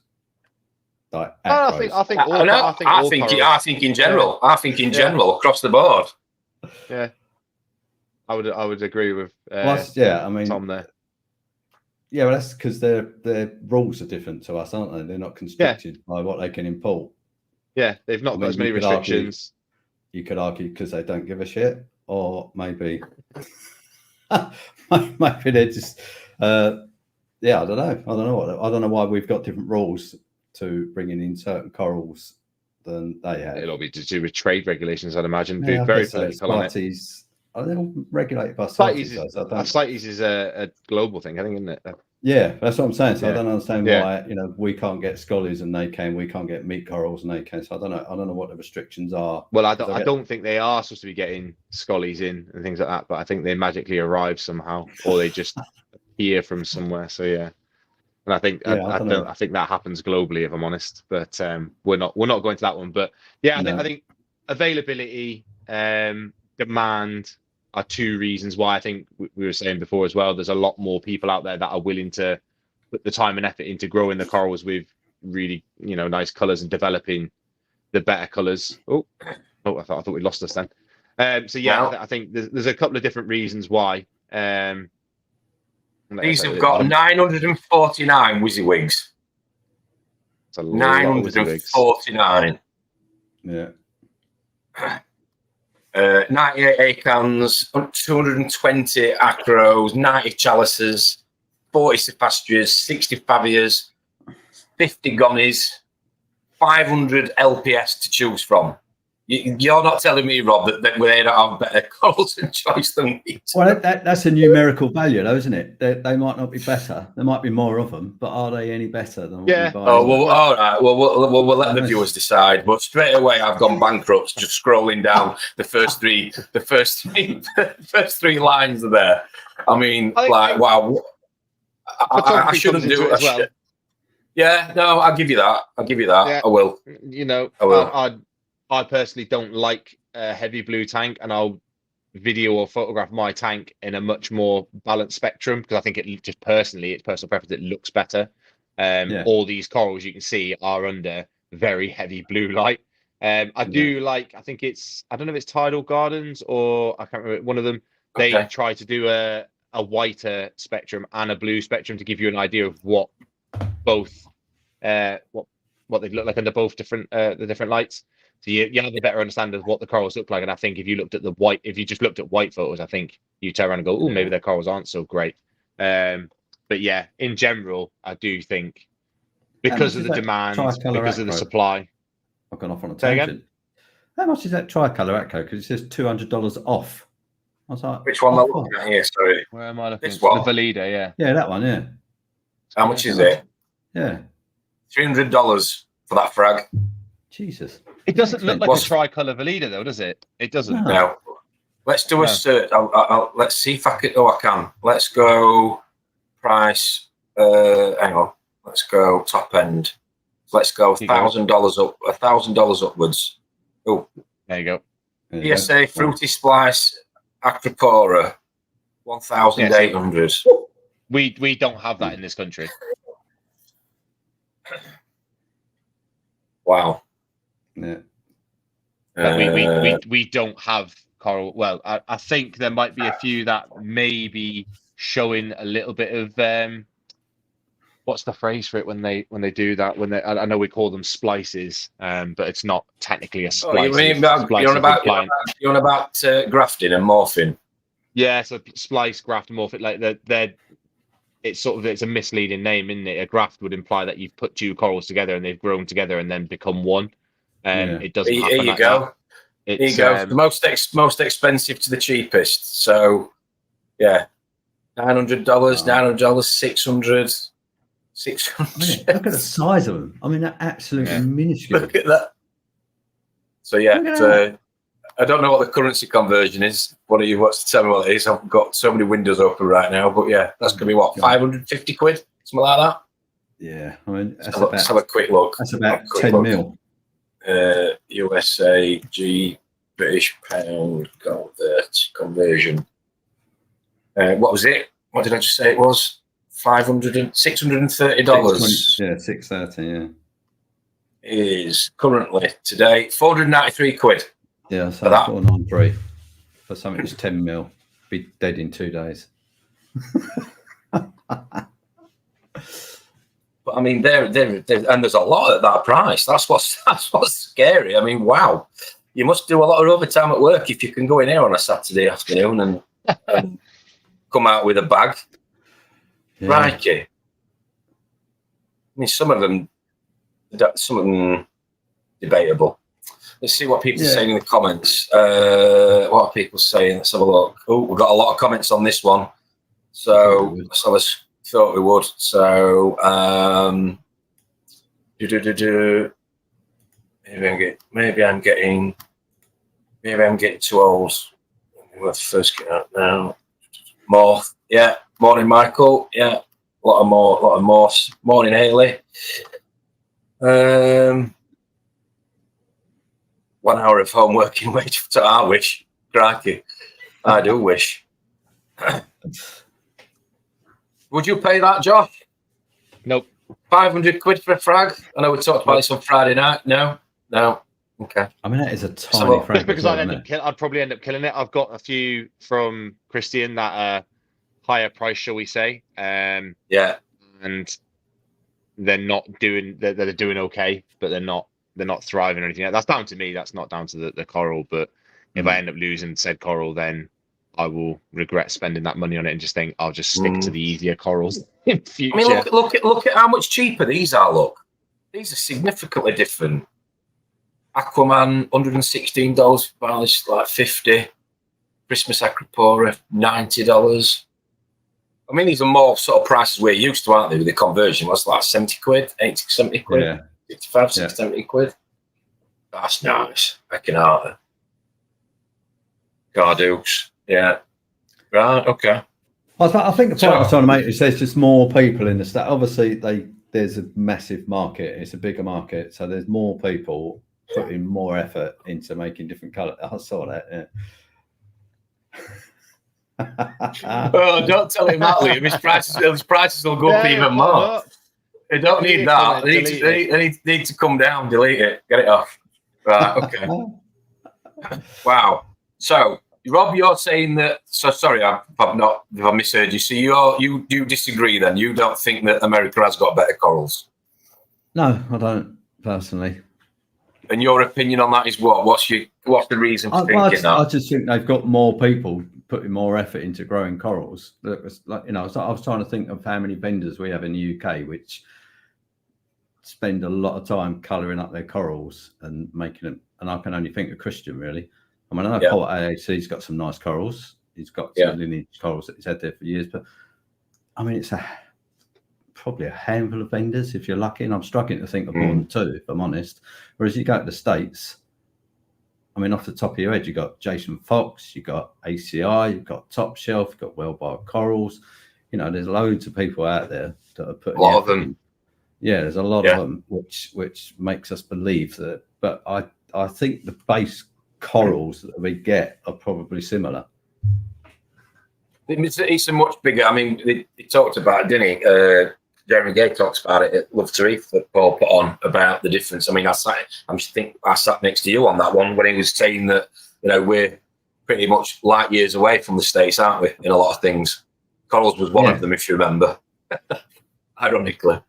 And you've got Euro corals, you've got white corals, you've got the Germans and the French, and I mean, I don't know if you've ever seen it. Oh, Mr. Saltwater Tank. If you've got like about 20 grand, you can sign up and do a 2-week diving holiday on the Barrier Reef with him, and you go down and you go, I like that coral there, and then they'll ship it back and put it in the tank for you.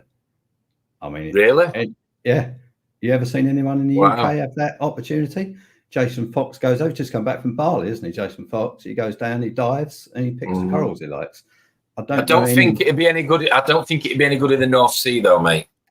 Unless you wanted to pick out that bike, that mountain bike at the bottom, or exactly. Wow. Yeah, we do it with the magnet fishing, but so I'm saying, but as far as I'm aware, no one in the UK does that. And I don't know why. I don't know if it's not available to us. I don't know if we're not allowed to import the corals, and they are in the States. But, Jake Adams used to go out all the time, didn't he? Out to Australia, out to Bali, pick the corals, bring them back. And you just think, why don't we do that? Why is there no one I just don't think we have the amount, like you were saying before, there's not the amount of people that are willing to put the time and effort in. I think some of these people are, because we saw the prices then, the prices are so high in America because the demand is that great. I think financially it makes sense for them to go out and push the boundaries and potentially find something new. Whereas I think there's not as many high-end coral keepers necessarily in this country. Yeah. So people maybe aren't as willing to pay Yeah, the high prices. So they aren't as willing to have someone go out all the way to Bali and dive on the reef and handpick stuff. Definitely, it's definitely when the business comes into play. Into it as a business, these people are doing it for that reason. I mean, let's be honest. Some of the corals people collect, they do collect them as a piece of art, like somebody would, you know, buy a piece of art out of a gallery or a car collection, you know, or whatever it is. We all know it's an addictive hobby, you know, at best, and you want, you know, one of everything if you can. And if you've got the tank and you've certainly got the bank balance, money's no object, which would be a lovely situation to be in, like you, Rob. Then yeah, you can have one of everything. Fourth dig of the stream so far, but Yeah. Oh dear. Yeah. Techers just put, before we move on to this one, Techers just got a good point on here. One of those frags from Worldwide Corals, you can buy a Max Nano setup for that. Yeah. Would have to agree. What else we got? Liam saying, if you look at the aquaculture farms we have over here, ASC signature, supersized, they are growing fantastic looking corals, but just not chop shop, flipping the same indoor corals every day. Yeah. Yeah. I think that's the other thing, because you don't see it often. It becomes, people think it's therefore, you know, a lot rarer, so the price, it drives the price up. But it might have just been the case that somebody's took a piece of it, as I keep ranting on about, and put it in the back and, you know, forgotten about it, and, you know, to an extent, and then there's that blue coral again. That I ain't seen that. I ain't seen that in 2 years. Well, it was always there. It's just that we didn't sell them all. We kept some back. Yeah. But Very true. Right. I think I'm on the loser here.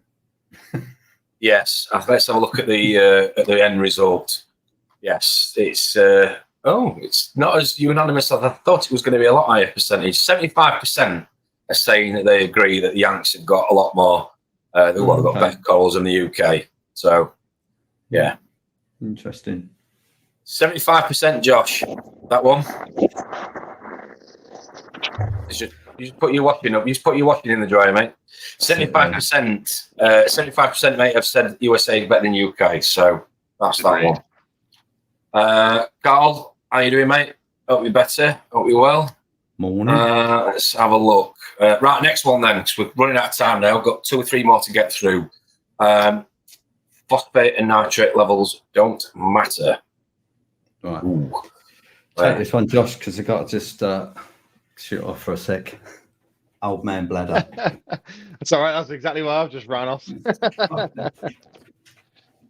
Yeah, I've got. So there's it's one of those. I think it's going to be one of the. It's similar to the water changer thing. It's going to be ever discussed. Was the talk of the Redfield ratio initially, and that was one of the things that a lot of people focused on. I think that generally is accepted that it's not necessarily an accurate representation for corals in a reef tank. I think it was focusing on, I think it was seaweed or something like that, the balances of nitrate and phosphate in seaweed. So we know that it's not necessarily accurate. I know that I think Claude and another, I think Mike Paletta might be part of the group, and there's a number of different people have been assessing people's tanks, and I think 1 to 100 is more of an accepted ratio now. So the individual numbers don't necessarily matter, but the ratio of phosphate to nitrate of 1 to 100 is generally seems to be the consensus.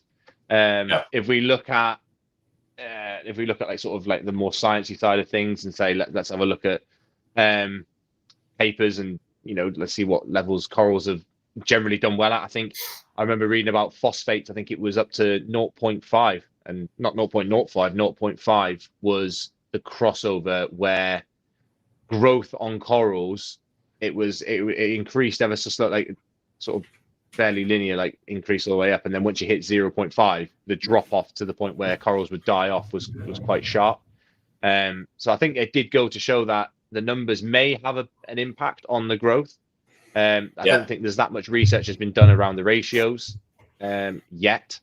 So I think it's one of those, it's open to debate. You'll see people that run, you know, near zero levels have as much success as someone that's running really high levels. If we're talking about acclamation again, like we did with the light, I think corals over time will adapt to the environment they're in and eventually color up, because the corals will regulate the growth of the zooxanthellae and their own skeletal growth as well. So if they're obviously calcium carbonate based calcium-based skeletons. So yeah, I think in the long run, as long as you have stability, I don't necessarily think they matter too much. You may have slightly darker colors at higher levels, but yeah, in general, I think as long as you have a good ratio, potentially a good ratio anyway, because obviously we're hearing that 1 to 100 is a good ratio. The numbers don't necessarily matter as much as long as they're within an acceptable range. I can remember years ago, I've said this time and time before, phosphates and nitrates were bad. It had to be 0. You did a test and it needed to be like gin clear before you could have SPS. And yeah, I think it was based on ocean figures, wasn't it? Mm-hmm. Yeah. Based on natural parameters. But I think for me, you get to, again, this boils down to what works for you and your hobby. I sound like a stuck record saying this all the time, but you don't want a system where you're constantly battling things, do you? Battling levels that are, to a detriment of your tank. I think you find a level that works for you based on your fish. This goes back to a lot of the things we talked about already. How often do you do your water changes? If you do water changes, what system you're running, what corals are you keeping? All those different. I think all those caveats play some point in this one, in terms of what level you should have. I think the argument. I think they do matter. Of course, they matter. They matter like every parameter matters. But as we know, it's what is too much and what is not enough. Would either of you care to put on the table what you feel is too much or not enough for these levels? I think bizarrely with phosphates and nitrates, it's the lower levels which are more important than the higher ones, because if you can bottom them out, you get a lot more detrimental effects. And then if you go high, like Josh just saying, 0.5, people run their tanks at 0.4, 0.3. The Sanjay's tank was insane. It was at 2, wasn't it? And he ran it for ages and said he didn't have any detrimental effect. But I think if you try and run a tank at 0, you're going to have a lot more problems if you run them higher. And I also think like the tank is limited by its most limited factor, so whatever that is. So if you're running at 0.02, if you can keep it at 0.02 consistently for months and months, years and years, your corals are going to be happy as, aren't they? But you're running really close to that line. If it's only got a dip by 0.02 and you've bottomed them out. So I think reefers, the Redfield ratio was complete nonsense from start to finish. I never understood why anyone entertained it. That was open ocean phytoplankton measures, nothing to do with coral reefs. I don't really know why that came into the hobby.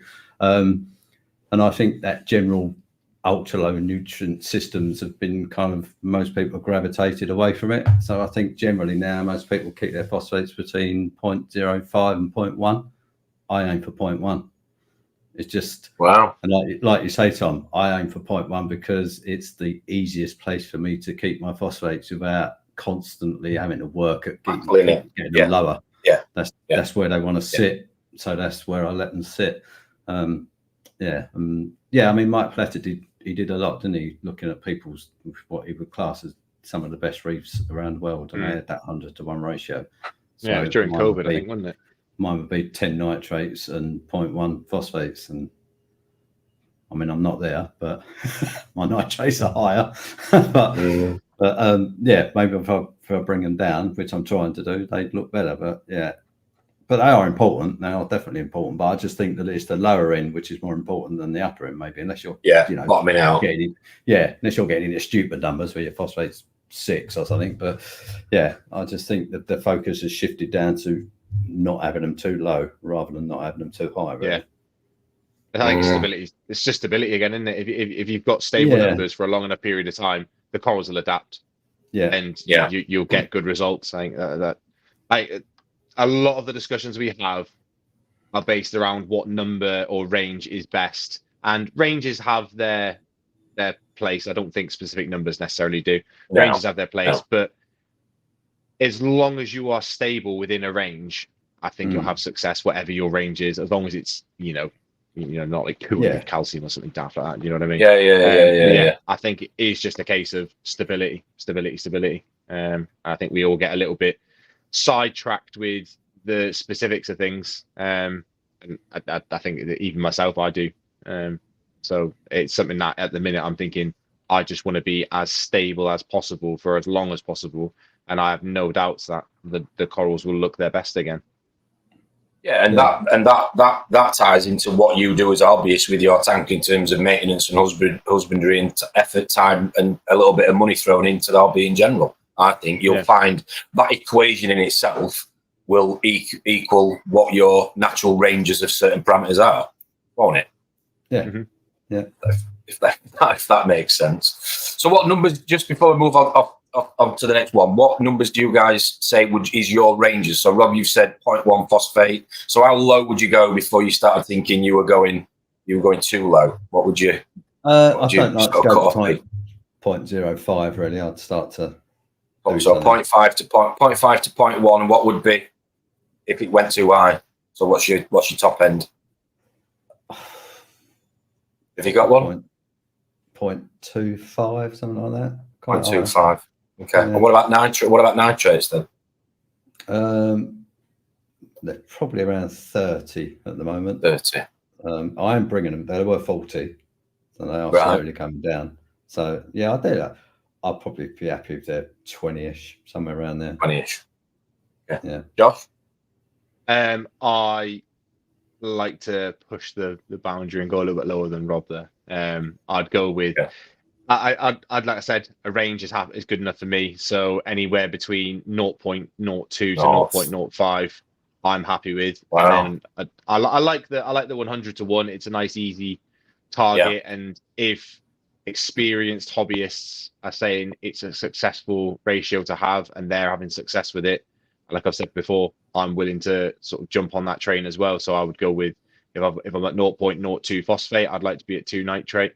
I don't think I'd pan it even all the way up to 0.1 phosphate. I wouldn't panic, but it's certainly something I think, well, I'll reduce the input to bring it back down a little bit to a more comfortable range, shall we say. I would never want to go over 0.1, and I don't want to ever drop below 0.02. If I do, then I'll be chucking some phosphate in to bring it back up again. But yeah, if it was a specific number, 0.05 and 5. Good answer. Mine, incidentally, would be 0.3 to 0.8 on the phosphate and 5 to 10 on the nitrate. But that's just what works for me. 0.3 to 0.8 or 0.03 to 0.03, sorry. 0.03, mate, to 0.08 and 5 to 10 on the nitrate. Gary's asking, he's just before we move on to something else. PO4 is currently 0.08, nitrate 35-ish. Can't get the nitrate down. Any advice, guys? Do some water changes.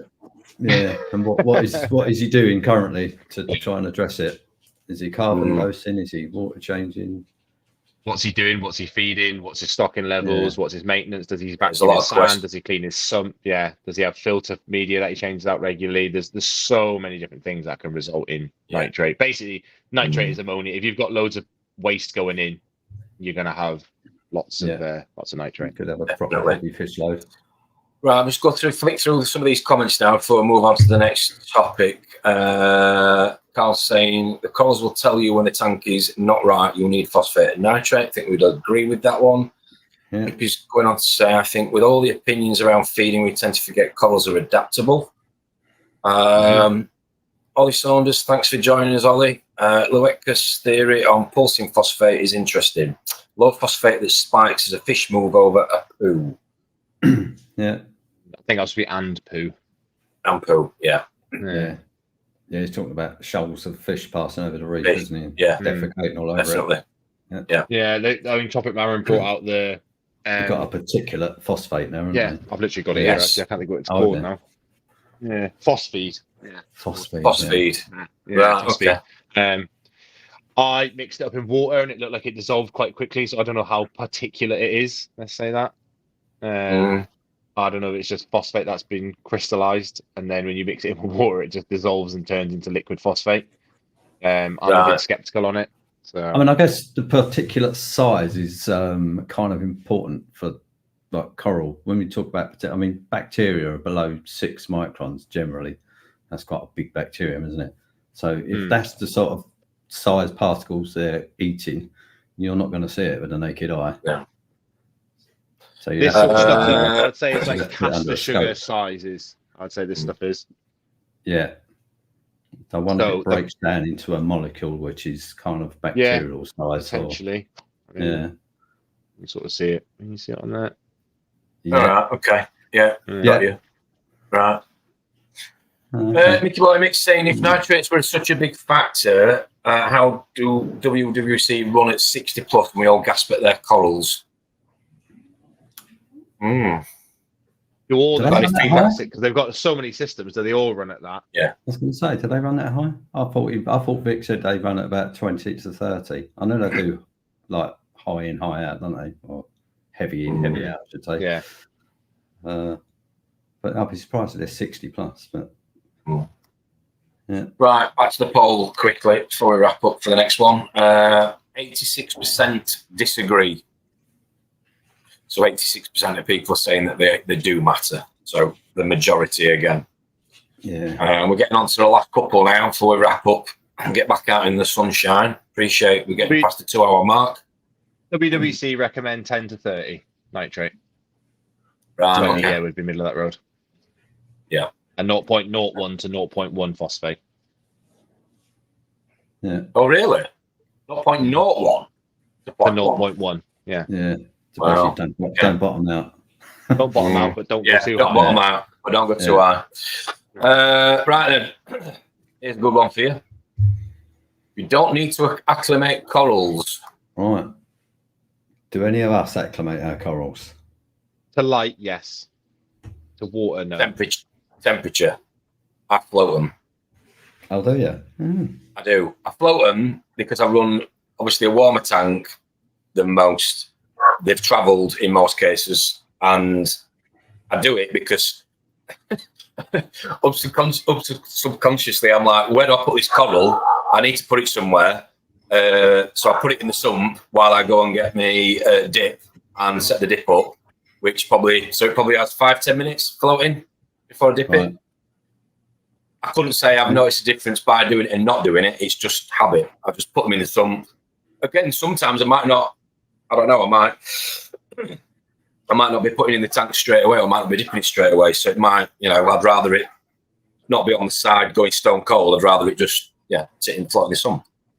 But again, that's just my habit, should I say? And do you like acclimate as well? Do you start them on the bottom, move them up, or do you just whack them in where you want? I used to, but I kind of feel what? Oh, yeah. So that's a no. You just whack them in. Don't you? You can see the smile. Wow. I used to, but I kind of feel like they're stressed already to an extent. So I almost feel like if it's going to live, it'll live. If it's not going to live, it's not going to live. Sort of thing. I put it where I want to put it, and if it dies, it dies. Yeah, that's the one. Pretty much. Now, would I do it with some of those prices of those frags we've just seen overseas if I was fortunate enough to get one? Probably not. So I'll probably contradict everything I've just said. But so it's price dependent. Price dependent, yeah. If somebody gave it for free, then just whack it under the light and see what happens. Yeah. But that sounds really abusive to the coral, so apologies there. But no, I don't. Other than I kind of do because I put it in, I float it, but I don't. I mean, years ago, people used to say, get the coral out, let it slime up, let it, secrete its mucus over it, protective film, whatever, and then put it in the tank. I think everybody's got their own different ways and means of doing things these days, but I will ask the audience, ask the viewers if they do. Josh, do you? I said I like acclimate. I'll always like acclimate. I'll always start it on a sand bed and give it at least 2 weeks down there. Just because it's not necessarily even just a par, it's the spectrum as well. I've noticed that even though I can maintain, well, I've said already, the energy levels are different, aren't they? If I do slight spectral shifts, I'll notice differences in corals quite quickly. So yeah, they always spend 2 weeks on the sand bed, and then if I can, I'll move them up slowly. I think that the scape in my tank's fairly like one level. There's not massive amounts of difference. And the par coverage, I think, Tom, when you came up and we measured it with the apogee, was fairly evenly spread par across the system. So once it's it's not a very tall scape, so there's not that much acclimation needed in terms of moving it up. But I'll definitely in terms of spectrum things, I'll leave it lower down so it doesn't have as much stress as what it would if it was placed in a slightly higher par area of the tank. I do dip everything after I've had some in the like. I've never had anything like and touch wood. I've never had any Monty nude ranks or anything daft like that. But I have had things like aptasia coming on coral. So now I don't get any LPS. So you were talking about the candy cane coral. I had a beautiful colony. And I just sold it because there was just no point in trying to move it over because it had aptasia on it. So now I'll try and only go for LPS. I'll cut all the corals off in healthy tissue, replug them. This is before they go in the system, so the plugs don't go in the tank. So I'll dip occasionally, or I'll dip every time, but it would just be a very quick dip to get any sort of bugs that might be on the tissue off. Yeah.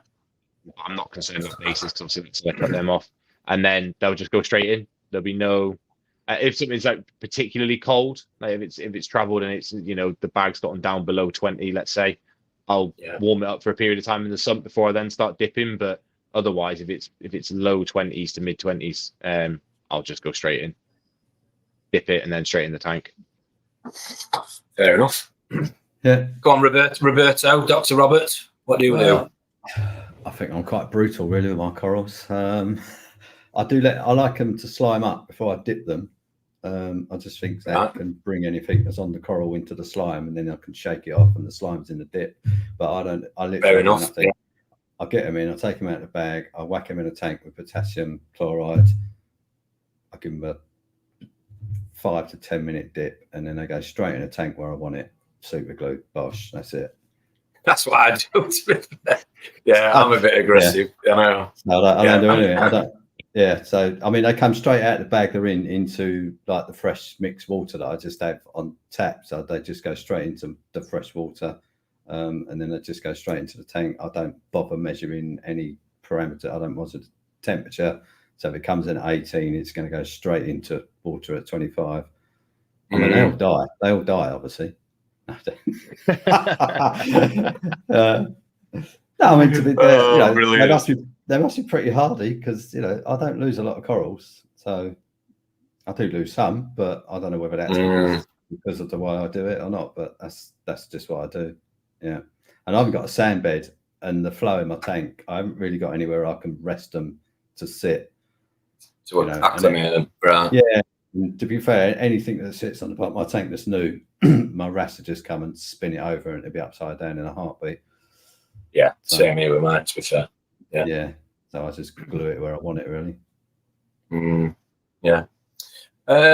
So what people are saying, Liam's saying, no, never acclimatise anything, not even a shark, although I very nearly did with him. Pretty sure that's not a coral. No, it's not. I mean, I'm no expert. No, sorry. You often see shops put corals straight into their tanks without even acclimation. Yeah. Bad Reef UK, depends where it comes from and the change in parameters in light. Yeah. I mean, years ago, I used to drip them, like you would a fish, acclimatise it that way. Really? Don't do that anymore. Yeah, not with the SPS, mainly the LPS I used to do that with, like when I first got in the hobby. It was what you were told in shops, in LFSs, to acclimate them. You were taught more about temperature and like like you would a fish with the pH and the water parameters than you were about anything to do with a dip. Dipping was not. Oh, mate, when I first, honestly, dipping, you would never have known what potassium chloride was. You could buy a little bottle every now and again, but they'd be like, nah, you'd be fine. Yeah. Wow. So God knows what God knows what pests I used to grow in some of the earlier tanks, but yeah. Probably makes sense as to why those corals didn't survive, because they probably got eaten, but that's it. Biggest flatworm colony in the world. Yeah, exactly. So I'm not really giving an answer on this one. I need to make my mind up. Do I think you need to acclimate them? No. I'm saying no. I'm a no. Right, 3 no's then. Go on. I'll jump on the bandwagon. And the audience are saying it's a unanimous no. 61% are saying that you don't need to. Yeah, 61% you're saying that you don't need to. Not as cut and dry as I expected. No, I thought it would be more than that, yeah. I thought it would be more than that. Yeah, Right, the last one. The last one before we wrap up. Should I say wrap up? Because I know it's yours. This one coming on to you to finish the morning session. Here's one for you then, Robert. Over to you. You don't need to QT fish, plop and drop. Yeah. So I mean, this is very personal preference, isn't it? I mean, as I've said before, I think most people in this hobby don't quarantine, and there's loads of. I mean, Lee's a classic example, isn't it? He just spent many hundreds of pounds on a fish, and he's just plopped and dropped it straight into his tank. I don't think I could do that. I just don't think I could put a fish in my tank that I haven't QT'd, because I would be so devastated to lose the fish that I've got that I'm not prepared to take the risk. But I know most people do. But yeah. So, I mean, even though it hurts me to say it, you don't need to quarantine fish if you're willing to watch them die. That's a chance you're going to take. But most people do, don't they? Most people have a thriving tank and they've not quarantined their fish. So I can't sit there and go, it's all doom and gloom, because it's not. Yeah. I've done both. I've had good and bad results, but I've not done your method, which is something I definitely need to do next time around the garage. But I mean, I had 3 fish in the garage that were doing great in QT, and then you put one in from somewhere else, and it wiped the rest of them out. But probably because I wasn't adopting your method at the time, your QT method. I mean, I did that because I just wanted to see how they got on, and if they were feeding in the usual, or the healthy.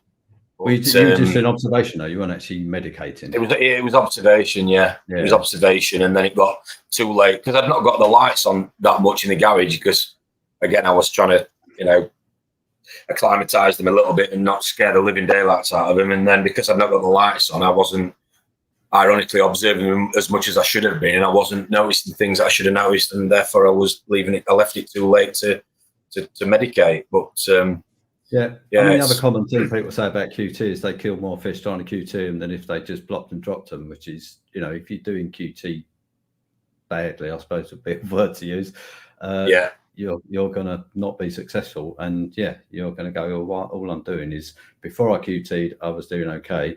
Now I'm QTing, I'm killing like 70% of the fish. So why would I do that? So it's difficult. And I think, copper is brilliant, but we can't really get the right copper in this country. Cupramin is a very harsh copper. And I don't know why. You can't even get cupramin in this country now, I don't think. Oh, can you not? Oh, no, it's banned as well. Harder. Yeah, so I don't think there's anything available to us now at all. Wow. What about the copper power, Rob? Which I've used before. Used it quite a few times. Successfully as well. Yeah, that is a much gentler copper. But you have to get it, in the country. I don't know what the legal status is if they check the package, because you buy it on eBay, don't you? Basically, you get it sent in from the States. I've got no idea if they opened it, what the repercussions would be. I don't know if it's a controlled substance. I don't know. I don't know what it is. Right. I don't know why it's banned. I don't know why shops don't sell it. But yeah, so for me, I never used copper for all of those reasons. I just thought, and there's lots of fish you can't put through copper anyway. So I wanted one kind of QT, which I could put every single fish I'd ever want through it. And the more you do it, the more repeatability you get, the better you get, more proficient you get. So anything, isn't it? But most people, I'm not going to lie, it takes time, money, patience, space, all the things a lot of people don't have. Texas saying float, dip. I was talking about corals, I think, there, aren't we? Disagree, but don't have the space for the quarantine, which I think is going up to what you've just said, Rob. I think the majority of people struggle with having the space. If I could do it 100%, or do it properly 100%, I would. I've had a wipeout previously, but I'm just a bit more picky of where I source my fish from, and picking up from direct importers. Yeah. Make a big impact. Lee's coming back to you, I think. it's only just because I know the fish has been at AAC for 2 years, plus I run 220 watt, Yeah, 220 watt of UV. UV. Nick's saying depends on fish parameters, obviously kept in or in the bag, travel time. Quarantine observation only. Now I started, and then it started to go a little bit peaked on. I was running the copper, but it wasn't. It was too little, too late, unfortunately. As it got a scrap value, I'm not sure what it means there. AAC for me, Copper. The fish. copper, Yeah. If you're not quarantining everything, I cause an invoice. Is there a point? Also asking for a friend. Yeah, fair point. Fair point. yeah. I think There is a point to that, but then I think, you know, a little bit of prevention is better than none. Yes. No, you know, if you quarantine 90% of things going into the tank, and you know you've got a much higher chance of success than not quarantining anything. But I quarantined all my fish, and I've ended up with issues in the tank. So I'm going to go down to it. It must have come in on a coral or an invert of some sort, or I just maybe didn't do the quarantine properly. But I ran 2 weeks of cupramine at the correct level, so you would assume that it has been done correctly. But you know, I think for me, it's like if you're getting it from somewhere that you've had, you know, looks after the fish, and is there any form of QT? Are the fish healthy? Do they look healthy? Are they feeding? The usual sort of process of elimination, really. But again, no guarantees. No guarantees. No. Right, let's look at the poll before I wrap this up. 64%, another close one, fairly close one. 64% disagreeing. So there we go. Right then, taking up far too much of everybody's Sunday morning. Well, thank you very much, both of you, for joining again. Thanks for everybody for tuning in. If you've not already given us a subscribe, please give us a thumbs up. That would be appreciated. Jump in as well. I'm going to put that. I was just going to say that, Josh. If anybody fancies donating a couple of quid to Josh's fun run. When is it again? What's the date you're doing it? September the 8th. September the 8th, Great North Run. There'll be a link in the description to this video. I'll post that shortly. But yes, thanks ever so much, gents, again, for joining us this Sunday morning. If anybody wants to comment on what we should be talking about next week, please leave a comment below. I'll pick that up next week, and we'll talk about whether or not we do it for next Sunday's chat. So other than that, it leaves me on to say thank you ever so much again for joining us, you, the viewers, and we will see you all next Sunday. Have a good the rest of your weekend. Take care, guys. Have a good one. Bye.